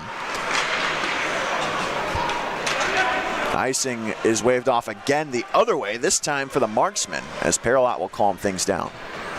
And I might expose myself a little bit here, but until you said that it was white numbers on white numbers, I was almost thinking there were no sleeve numbers for the Marksmen. they're that hard to see. They have been impossible to see. Now that you point it out, you can kind of see it, but it almost looks like part of the design for most players. The numbers on the sleeves really just make up a gap in the stripes that run down. And if they're not pointed up, they being the arms, it's almost impossible to tell numbers from the side. Well, and then you got players like Jarrett Cupp who roll up their sleeves. So if that's the case, good luck. Like, you're not seeing anything on those elbows. Yeah, as Long gets his first shift of the 3rd period, keep an eye on him. He's been the instigator for most of tonight in terms of the physicality. Long has the puck here. Love will send it towards the net. Ford and Aonzo were entangled. Shot never got to Birkin. That's a one-timer. Save Birkin. Love, another save Birkin. Birkin caught up with, Birkin save. Birkin with his skate. What a save. What an unbelievable save by Bailey Birkin. Full scorpion from Birkin. He got knocked down by a Mayhem player in front. Just sprawled out, made the original save. That one might have caught some of his skate as it kicked over. He was on his stomach looking at the end boards behind the net and somehow had the wherewithal to lift his pads enough to get a blade on that puck to rob Tyler Love. Unbelievable. That's the save of the year in the SPHL. Yeah, we saw the hit of the year earlier, and that one certainly, if Birkin got enough of it to tip it over, would be save of the year. It certainly looked like he did. I think he got that puck. It definitely looked like it from here. And you would assume that The Marksmen with so much net open that they're throwing that one into the heart of it. Birkin just takes up as much as he possibly can in a last-ditch effort and was able to send it over the crossbar. Grimshaw's got it here on the wall. He's going to send it cross ice. Wilkins with it. He'll throw it off the boards. Ford in the corner. Grimshaw and Paralot go to battle. Grimshaw wearing number 20. He started with number 17 in Fayetteville as that shot blocked in front. Loose puck rolls to the inboards. Stafura. Of course, Grimshaw wearing number 18 in Macon, and Winslow delivers a big hit there. There's a takedown from behind. Ford just hauled down, and the guy who hauled him down gets to the slot and they score. Wow. An uncalled penalty on Andrew Stafura. He gets his way to the dirty area. I'm not sure a goal was ever called. Oh, they actually never signaled goal. Was this a delayed call coming up against Fayetteville? They're talking to the goal judge. I don't think a goal was ever called. That's why the puck was skated off with. And it certainly looked like it would have been a penalty on the Marksmen. It looks like the initial play with Stafura on Ford was going to go uncalled. There was an arm up before that puck went in. There definitely was. So the question is, who's it on? And of course, the buzzer never sounded. No one of the three, of course, the linesman and the ref, signaled that it was a goal at any point. Well, the goal judge on this side of the ice does not have good history here in Macon. Back in January, robbed Yaroslav Yevdokimov of a goal against Quad City. If I had to guess, this will stay 4-1.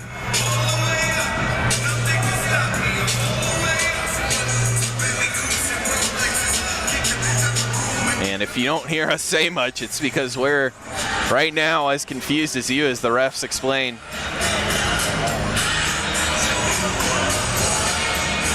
The penalty and the goal almost simultaneous. The arm goes up, not on the initial haul down, but as the puck is being batted into the crease. The penalty is on the Mayhem. So now I'm interested as to why the conversation with the goal judge, because Nazareth is in the box. So if the penalty's on the Mayhem, this should be a clear-cut delayed call, unless there were two penalties on the Mayhem at the same time, which in that case, I just don't know what to say, how you miss a clear penalty for holding on the guy that ends up scoring the goal and then call two penalties against the team that gets scored on. There's still no goal on the board to Fayetteville amidst all of this. I purely think it's because it was never signaled a goal. Now they signal the goal. And Nazareth's out of the box. So that clears that up. Always try to give the benefit of the doubt to the boys in stripes, but it has been a rough one today. Still a brutal missed call on the hold by Stafura. That's grabbed Hayden Ford in a bear hug, took him down, then got back up, worked his way to the crease, and scored. Almost like a reverse pile drive. I mean, I'm unsure how that was not called, and then there was even slashing in the corner on both sides. Could have drawn a penalty either way. The fact that one penalty came in, or at least the arm was raised when the puck entered the slot, was frankly just not the best showing from the Zebras.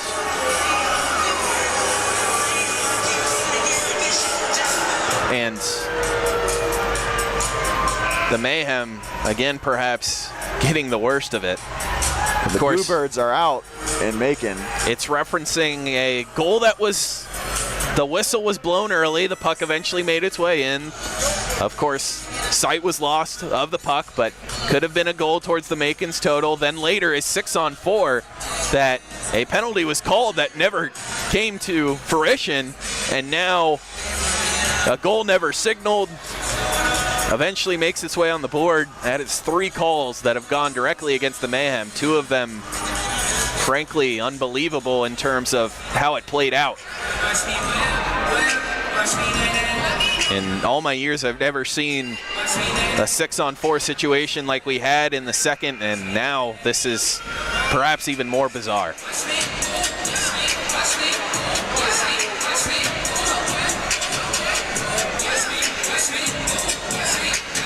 Stripes taking control of this one in Macon, and the Marksmen have cut the lead back down to 2. It's going to be Stafura's goal.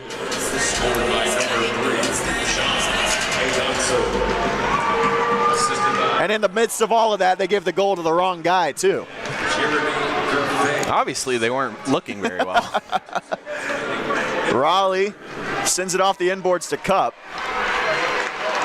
Goldowski across the blue line and in. Goldowski with a quick shot. Wow, he was trying to go bar down there over the head of Bopit, and he just missed the mark. Goldowski with a touch pass through center for Love.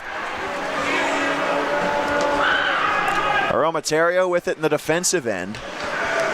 Now Goldowski to Monikov up the ice to Raleigh. The Mayhem will get to their dump and chase. Odd bounce for Bopit. Monikov, had he been a little bit farther into the forecheck, he could have made something happen there. We truly would have seen everything. Leith around the back of the net. Monikov tried to deflect it out, couldn't do that. Loose puck bouncing in the slot, and Anzai got it to Leith. Loose puck still behind the net. Taken here by the Marksman, and Grimshaw with a good look. Birkin a save. Monikov with a hit on Leith. This one to the slot. Ambrosio save. Birkin, and he hops on it. Good job to respond from Birkin, of course. Allowed the goal just about a minute ago. Couple good stops there. Just to recap, mostly for me, we've seen perhaps the best hit in the SPHL all year. We've seen some of the best fights. We've seen the best save.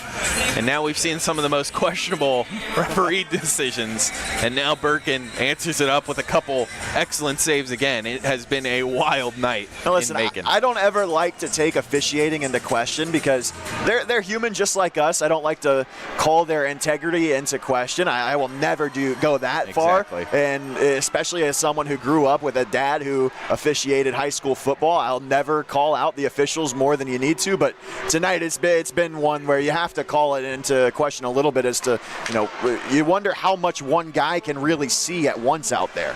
Yeah, and as I said, you always give them the benefit of the doubt. They're closer than we are. They're closer than everyone else, but at least some strange decisions, to say the least. Obviously, can't confirm whether they're right or wrong, but at the end of the day, strange is the word for what's happened in Macon, Georgia.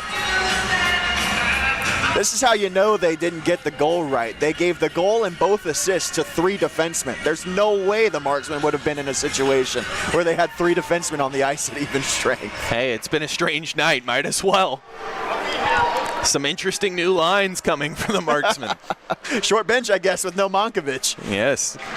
After all the fights, got to rely on whoever can get out there.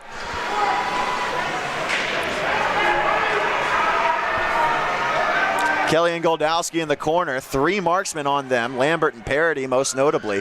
McNamara and Raleigh watching. They're the 2 that take it to the far corner now. They'll grapple for the puck. Kelly wins the board battle. Here's Paralot. His shot on to Bopit. He blockers it away.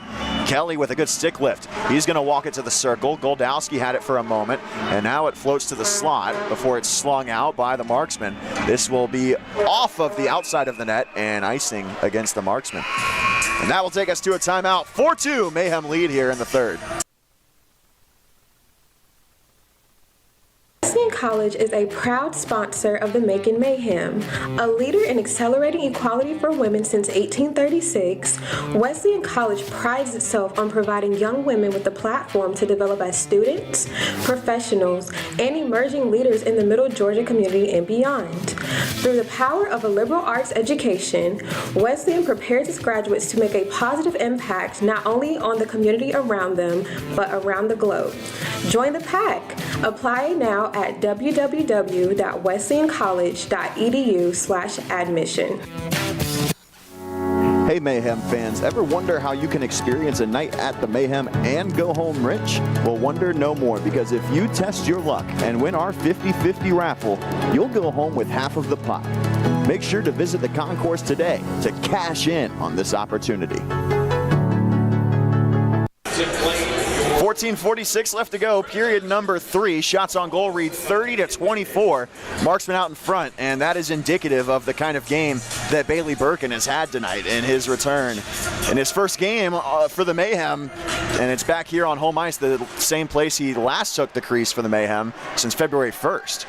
Yeah, he's had a great night. It's been a lot of marksman shots coming in as of late, and he's done a good job to stand up to most of them. And of course, the one he let in this period was unexpected. Can't really fault him for that. Every time he's had clean control, a good look, he's stopped the puck. Bo Pitt 20 saves on 24, Birkin 28 on 30. But this game's still very much in reachable territory for the Fayetteville Marksmen, and they are a third period team, make no mistake about it. It almost feels like whoever makes the next blow is going to be in the driver's seat, even if it's the Marksmen still down 1. I mean, just the air has been sucked out of this one, and it feels like whoever can get the momentum behind them will have the better chance. The Mayhem at home in the third period this season are a -3. So that just goes to show it's been pretty tight all the way through. This is their 20th home game. It's a pretty tight discrepancy for a team that's right around 500. As Monikov tries to play it up into the zone. Ayanzo at the red line here. Nazareth with a takeaway thanks to the stick from Ford. Nazareth into the zone. Nazareth settles over the net. He beat Bo Pitt, but he shot it high. Paralot jumps into the play. He's going to walk it down low. Bodied off the puck there by Stafura. And Paralot maybe took a hit up high there. He had his face to his mouth as he gets back into the play. Nazareth with a great angle to take away the puck from Grimshaw. Ford backhands it to Winslow. Grimshaw and Nazareth going at it. This one fired in on Birkin from the red line. Rebound available for Anzai. Tried to backhand it back to the slot. Instead, Nazareth to open ice where it's taken there by McNamara. He's going to send it to Ambrosio. Parity lets it go off the wall. Back to McNamara. His shot blocked. Birkin with the stick plays it aptly to the corner. This one is fired all the way down. And it will be iced by the Macon Mayhem. Good stick there from Birkin to earn himself some time. So that horn will release Jake Maynard from the box.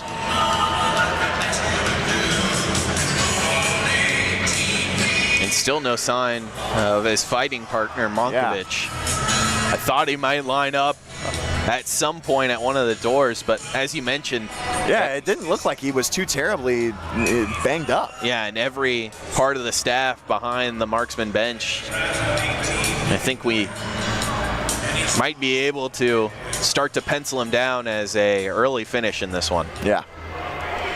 You got to hope that he's able to go back into the lineup tomorrow if you're a Marksman fan, and honestly if you're a Mayhem fan too. You want to be able to beat this team at even strength too. When these two teams square off against each other, it's always a fun one, as we've seen tonight. And you know, if the Mayhem are able to hold on here, the season series will be 5 wins each way, 5-5. So this is exactly, I got to say, one guy that will be happy about seeing that is whether or not the Quad City Storm or Evansville Thunderbolts, whoever other fan base, Pensacola Ice Flyers, whatever, they may not be happy with the result. Whenever the Marksmen and Mayhem are playing each other tight, the ownership group of both teams is going to be happy. Yeah, of course, sister teams in that way. And whenever they see a good game like this one, they will enjoy it. Of course, maybe want to tone down the fighting, make sure everyone stays healthy. Hey, whatever brings the fans coming back through the doors. Yeah, you almost think word of mouth that tomorrow is a must-see game, as this one has had everything you could ever want. Goldowski to take the draw in the defensive end. Clean win for Anzai. Loose puck goes to the wall in front of the Mayhem bench. Keep in mind, this performance for the Mayhem, this is a team that has scored 5 goals over their last 2 weeks combined. That is 4 games and 5 goals total. Tonight they've scored 4, and they did it without Jacob Schnapp and without Yaroslav Yevdokimov, who has 13 points in his 12 games with the Mayhem. And that just, the frustration, and it boils over for the Mayhem. They have really come out and performed well against a very good Marksmen team tonight. Yeah, very good Marksmen team and a well-rested Marksmen team. The last time they played was against this Mayhem. So it has been a great battle from the Mayhem to come out against a team they just lost to, who has a little bit extra gas in the tank. Battle through all the adversity to put up a 4 spot on the scoreboard here and hold a 2-point lead.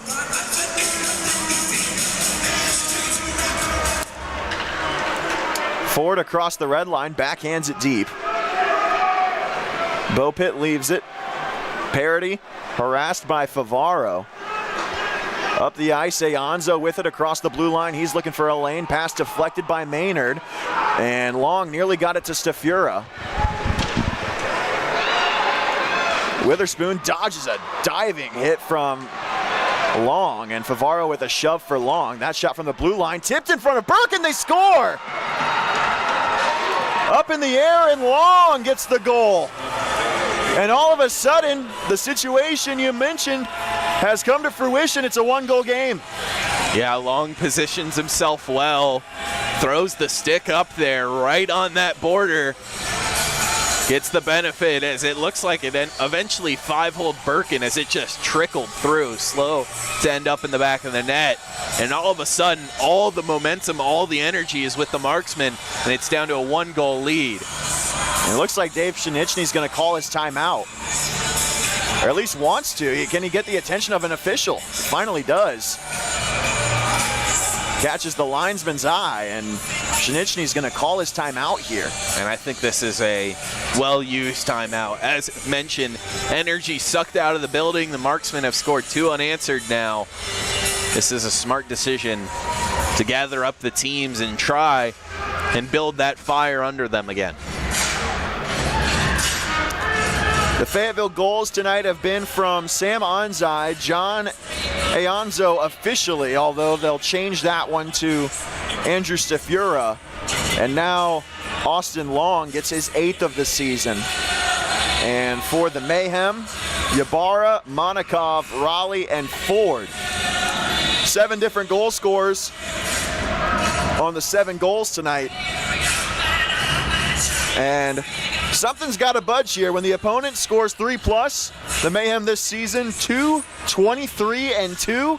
But when the Mayhem score 3 or more of their own, 15-3-2. So high-scoring games have favored the Mayhem when they're on the high-scoring side. But when they give up a lot of goals, they really haven't been able to match this scoring very often. They're in a rarefied air as Birkin with a big stop right in the blue paint on a bump-up shift. That is a massive save, and the absolute last thing that Dave Shinichny wanted to see following that timeout. Yeah, a immediate turnover in center ice when the Mayhem had numbers. Marksmen try and capitalize, and it was a good shot. Had Birkin wide open, and he's able to throw the leather at it and bring it in. Another good save. His numbers start to look a little worse, but honestly has been a saving grace today for the Mayhem.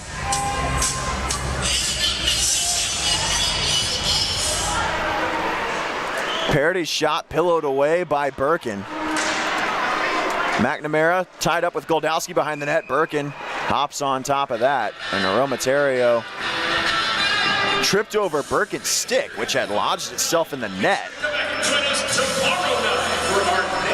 And one thing is for sure at this point, this game is going to have a fun finish, and tomorrow night will be fun as well. Yeah, these two teams face off in less than 24 hours yet again, and after what we've seen today, it's a promising game tomorrow, and still 10 minutes in this one, barring any free hockey, and the Mayhem trying to close it out in the 3rd period. Need to find some gas in the tank. The Marksmen have not led in this one. The Mayhem have led by as many as 3 on 2 separate occasions. They led 3-0 and 4-1. And now it's that game again that we saw early in the 2nd period with a lot of whistles. Favors the Marksmen as they'll get yet again an offensive zone draw. The third period has been where it's fallen apart for the Mayhem this season as the season has gone along. And about the midway point of the season, the second period was the rough one for Macon, but now at this point, the third is the one that's been the toughest for them. Now at this point, if you count the -2 tonight, they're -23 in the third overall, while just -6 and +2 in the second, and -6 in the first, +2 in the second coming into the night, -21 in the third. So now with the added -2 tonight, those numbers ballooning in the wrong direction for the Mayhem. And here's a chance for Witherspoon as he couldn't kick it to himself. The pass from Monikov a bit behind him. It was a wide one as the Mayhem have iced it. But they will get a breather as it takes us to a media timeout. We're halfway through the third period and this game's getting tight. It's 4-3 Mayhem here in Central Georgia. Wesleyan College is a proud sponsor of the Macon Mayhem. A leader in accelerating equality for women since 1836, Wesleyan College prides itself on providing young women with a platform to develop as students, professionals, and emerging leaders in the Middle Georgia community and beyond. Through the power of a liberal arts education, Wesleyan prepares its graduates to make a positive impact not only on the community around them, but around the globe. Join the pack. Apply now at www.wesleyancollege.edu/admission. Hey Mayhem fans, ever wonder how you can experience a night at the Mayhem and go home rich? Well, wonder no more, because if you test your luck and win our 50-50 raffle, you'll go home with half of the pot. Make sure to visit the concourse today to cash in on this opportunity. Winslow set to take the Ozone face-off. Mayhem would love to get another one here to get the lead back up to 2. Winslow and Nazareth. Winslow wins the draw to Nazareth. Here is Ybarra looking for a safe rebound to Nazareth, and he had a shot opportunity. Backhand rebound tuck, and couldn't seal it on Bopit. Couple good chances. Big reverse there. hit from Grimshaw onto Ford. Wow. As Nazareth backhands it into the O-zone, but it's picked up by a blue liner for the Marksmen. Chances are going to come at a premium, you'd think, or at least you'd hope, the rest of the way for both sides, but this game could open up. There's a slap shot by Hunter and a big save for Birkin. There were about 6 bodies right in front of him, and he somehow saw that one all the way in. Well screened and saw it into his glove, and I'm not exactly sure once it hit the chest if he knew where it ended up, but was right there in the mitt. So we're into another defensive zone draw and can't have that traffic out in front, especially in what's been such a physical game. For the Mayhem, can't be afraid to push some bodies out in front. Make sure there's no screeners. Give Birkin a clean look. That's when he's been at his best.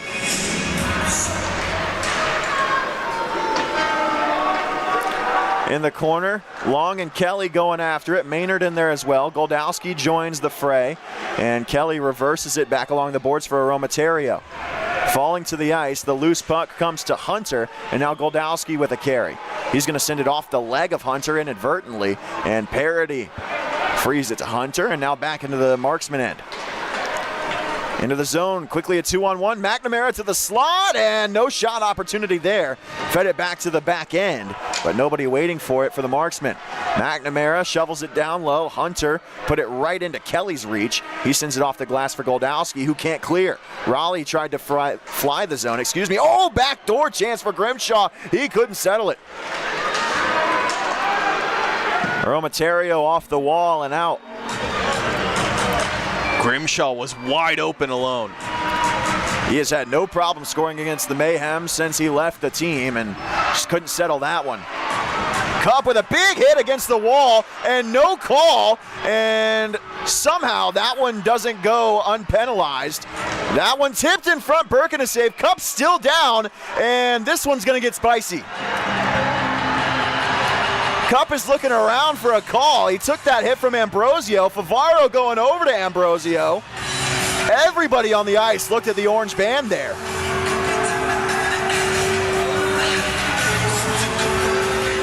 Ybarra going over to him now.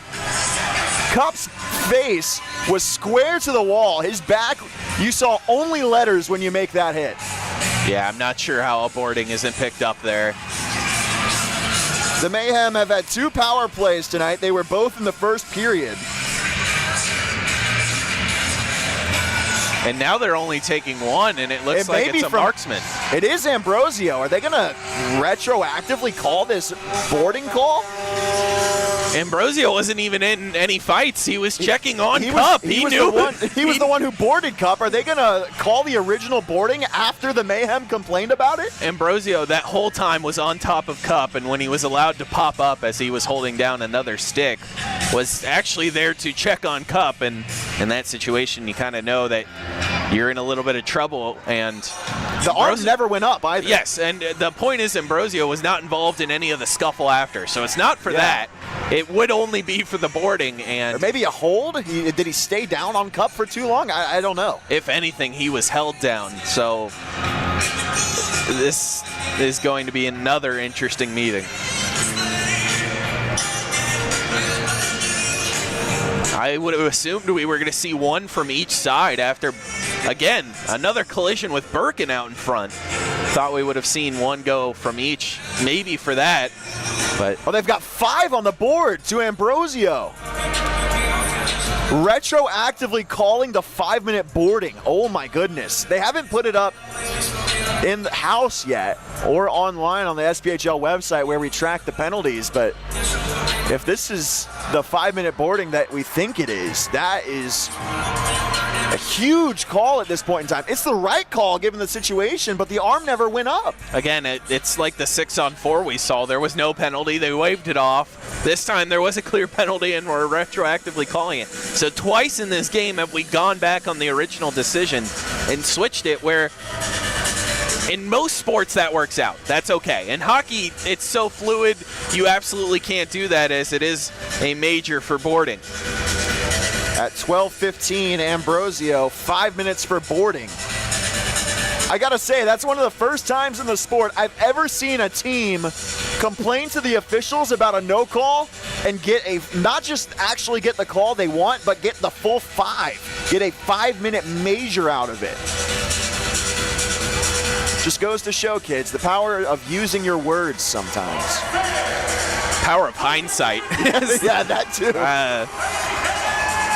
The refs have had a rough one. It should be a long 5-on-4. 5 minutes to Ambrosio with 7:45 left to go. If the Marksmen can kill this, you got to think they'll pull Bow Pit as soon as they get possession following the conclusion of the Mayhem power play. At the same time, if the Mayhem even get 1 goal on this continuous power play, you got to feel like that ices it. Yeah, of course, the power play would continue, and if you can add 1, you feel like you can add another. A big 5 minutes, and perhaps the biggest thing is the timing where it comes in. Like you said, only a 2-minute 40 difference.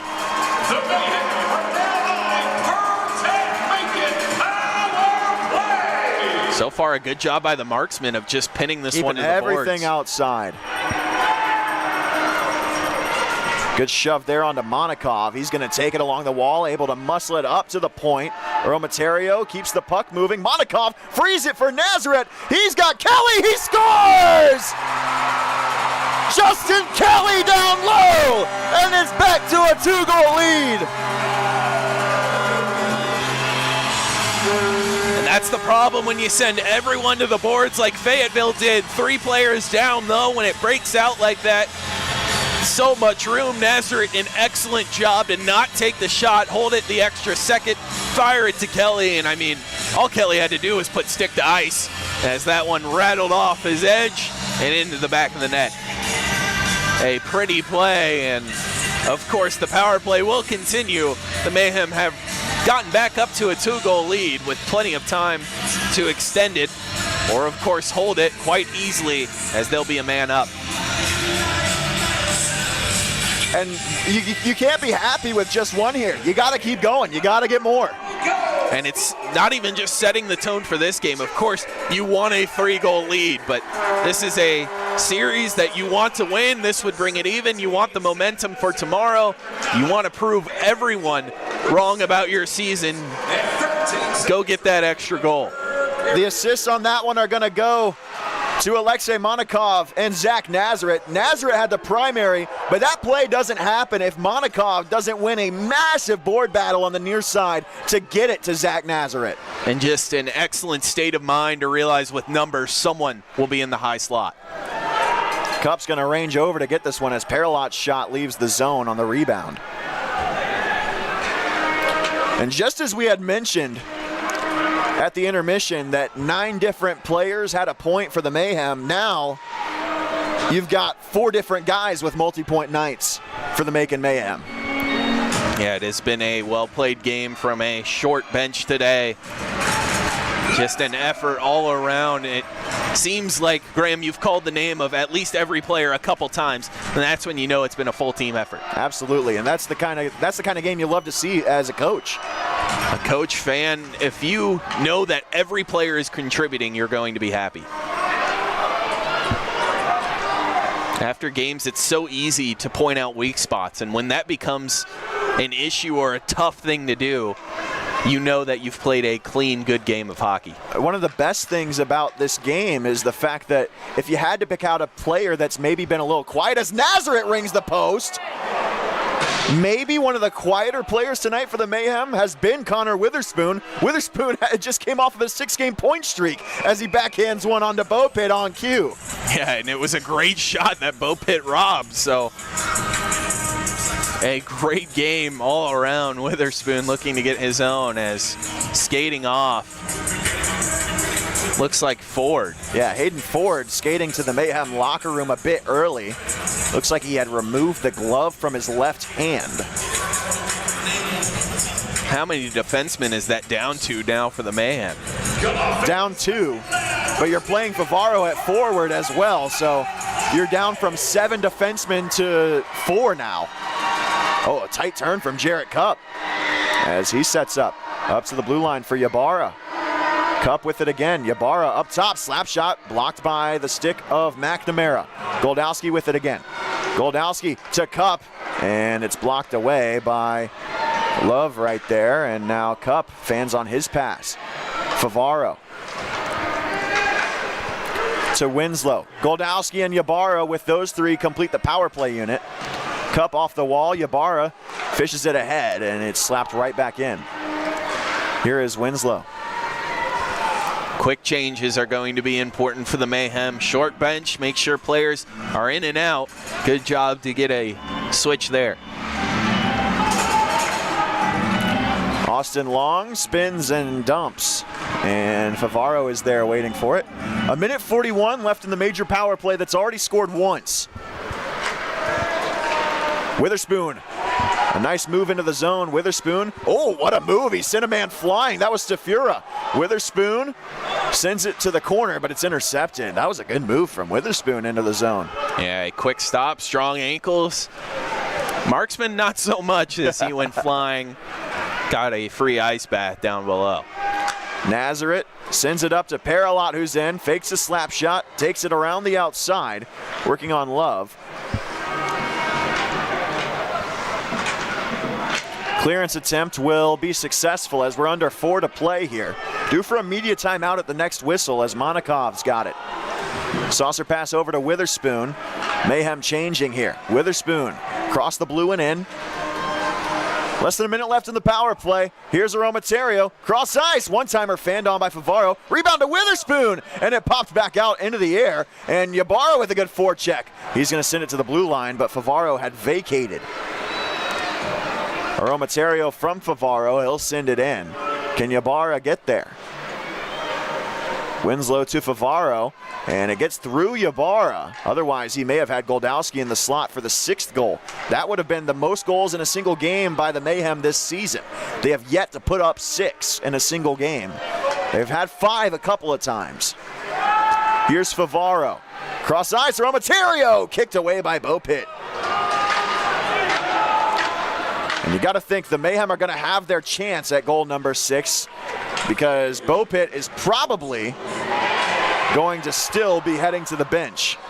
Also, not to be lost, Favaro just took a run at his former teammate Grimshaw there. So no love lost between those two, clearly. Absolutely. As we return to 5-on-5, 2 minutes and 30 seconds, we'll look at Bo Pitt and see when he leaves. Save by Birkin on the dump in from the defensive end. Down by 2, you got to think Bo Pitt will go as soon as the Marksmen can get ozone possession time. Here's a chance, Nazareth. Fans on his shot. It was blocked as well. Nazareth gonna work it to the circles. Tied up, still somehow took a shot there as he was in the middle of 4 Marksman defenders and falling. He still took a shot there.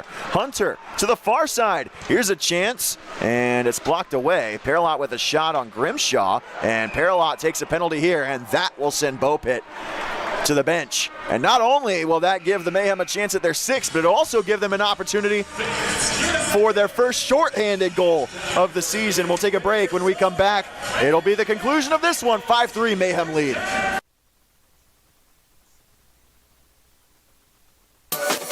Want to dress like a pro while repping the Mayhem? Buy tickets for our Jersey Off the Back raffle for tonight's game. You'll get to meet the player and get the game-worn jersey right off of his back to take home for yourself. This opportunity is a staple at Mayhem games, and you can enter to win for every single home game for the Mayhem this season. Just go to our Dash Auction site and make sure to stake your claim today.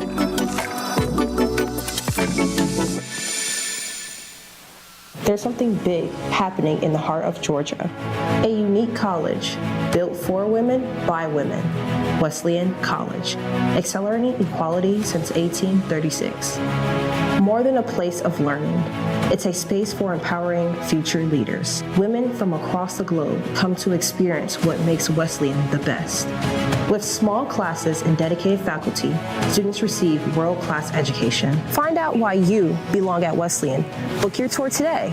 Hey Mayhem fans, ever wonder how you can experience a night at the Mayhem and go home rich? Well, wonder no more, because if you test your luck and win our 50-50 raffle, you'll go home with half of the pot.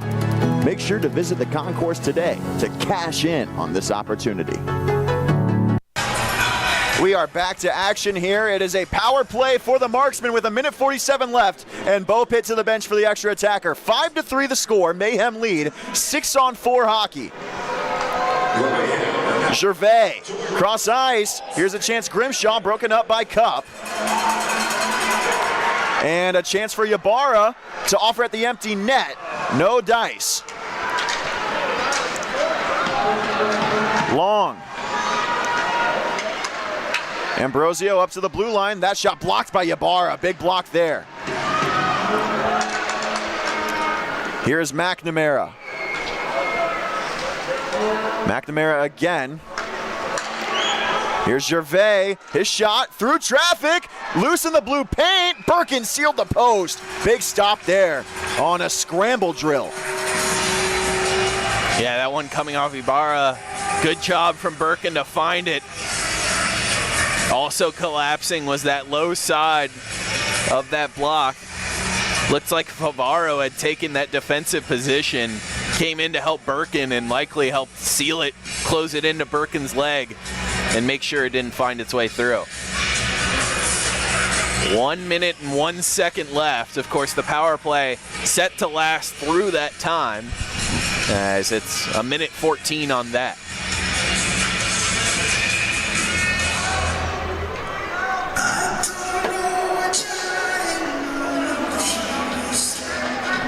Winslow's going to step in.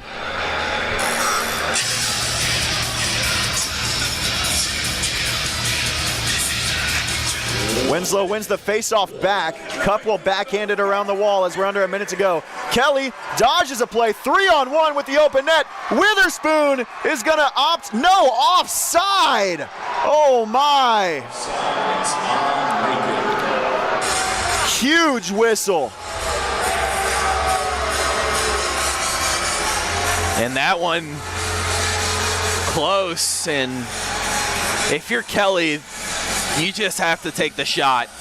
It'll force Bo Pitt back into the crease for the time being. Witherspoon was open. He had the cleaner look as he was skating in, but if you're Kelly, you're ahead of the play. You have to throw that one towards the net. So back to 5-on-4, 51.1 to go. 2-goal lead for the Mayhem.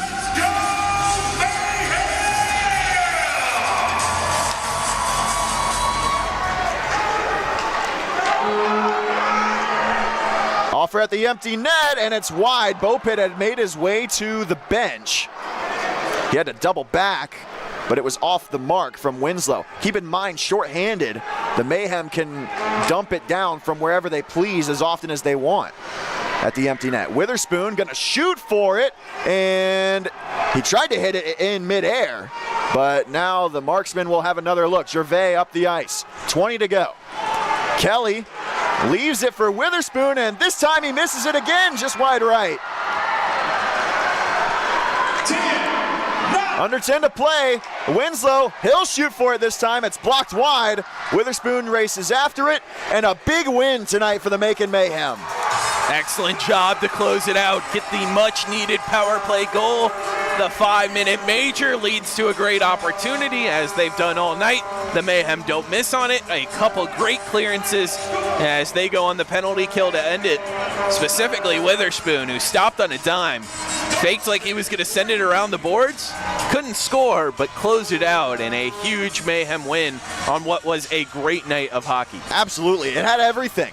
You had the fights, you had the goals, you had everything. You had huge saves, a scorpion save from Bailey Birkin. You had big hits.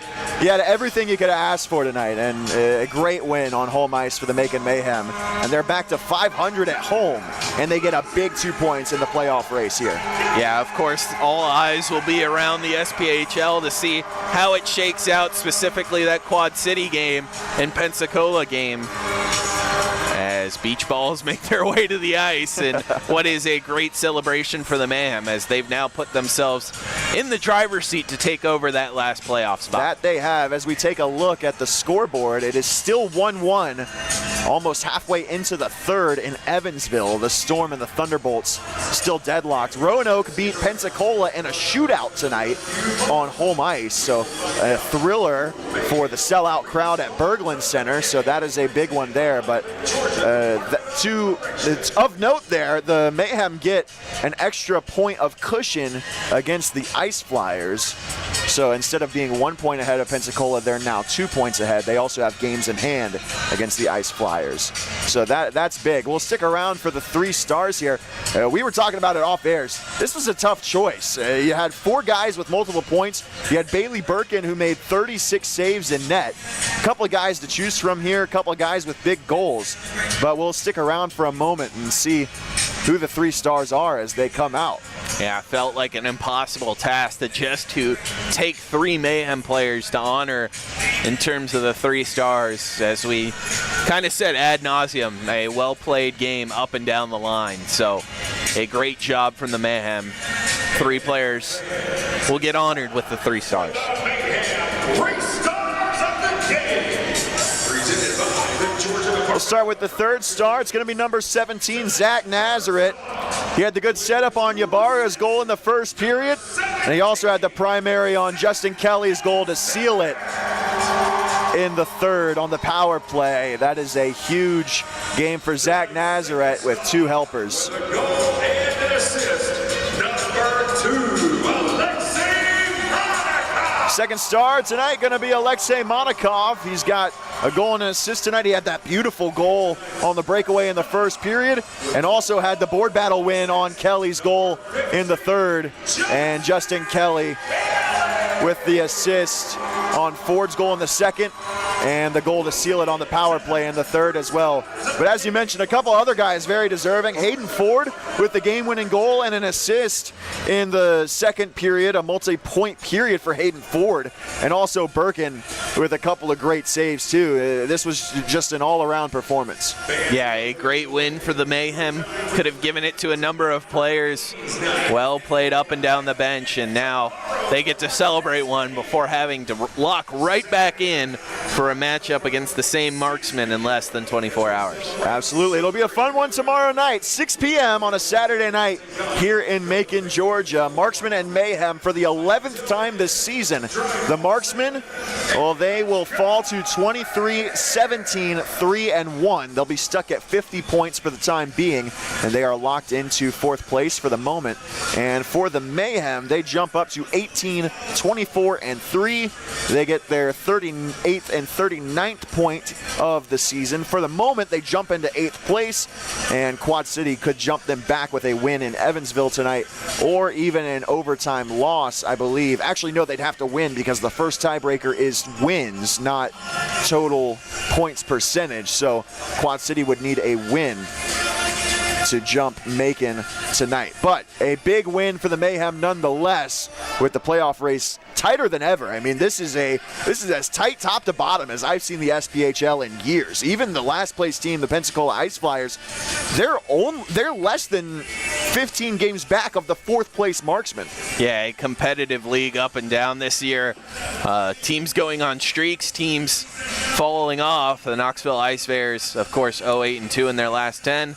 And the Pensacola Ice Flyers still battling around. You've seen streaks all around. Teams finish up and down the board, but it's been a great season overall, and the Mayhem break their own streak of 4 losses. A chance to maybe start a win streak tomorrow as they look to climb up the rankings and that playoff standing. Absolutely. The Ice Flyers have lost more games than anyone in the SPHL this season in overtime in the shootout. They've lost 9 games beyond the 60 minutes of regulation time. That is just an absurd number, and they're still hanging around, but if a couple of those go their way, they are much higher in the playoff race for sure. That'll do it for us tonight here in the broadcast booth from the Macon Coliseum. Final score for Joe Kopp Show and myself, Graham Tuck, 5-3. The Macon Mayhem get the win over the Fayetteville Marksmen. We hope you join us tomorrow night as well from the Macon Coliseum on Flow Hockey and the Mayhem Radio Network.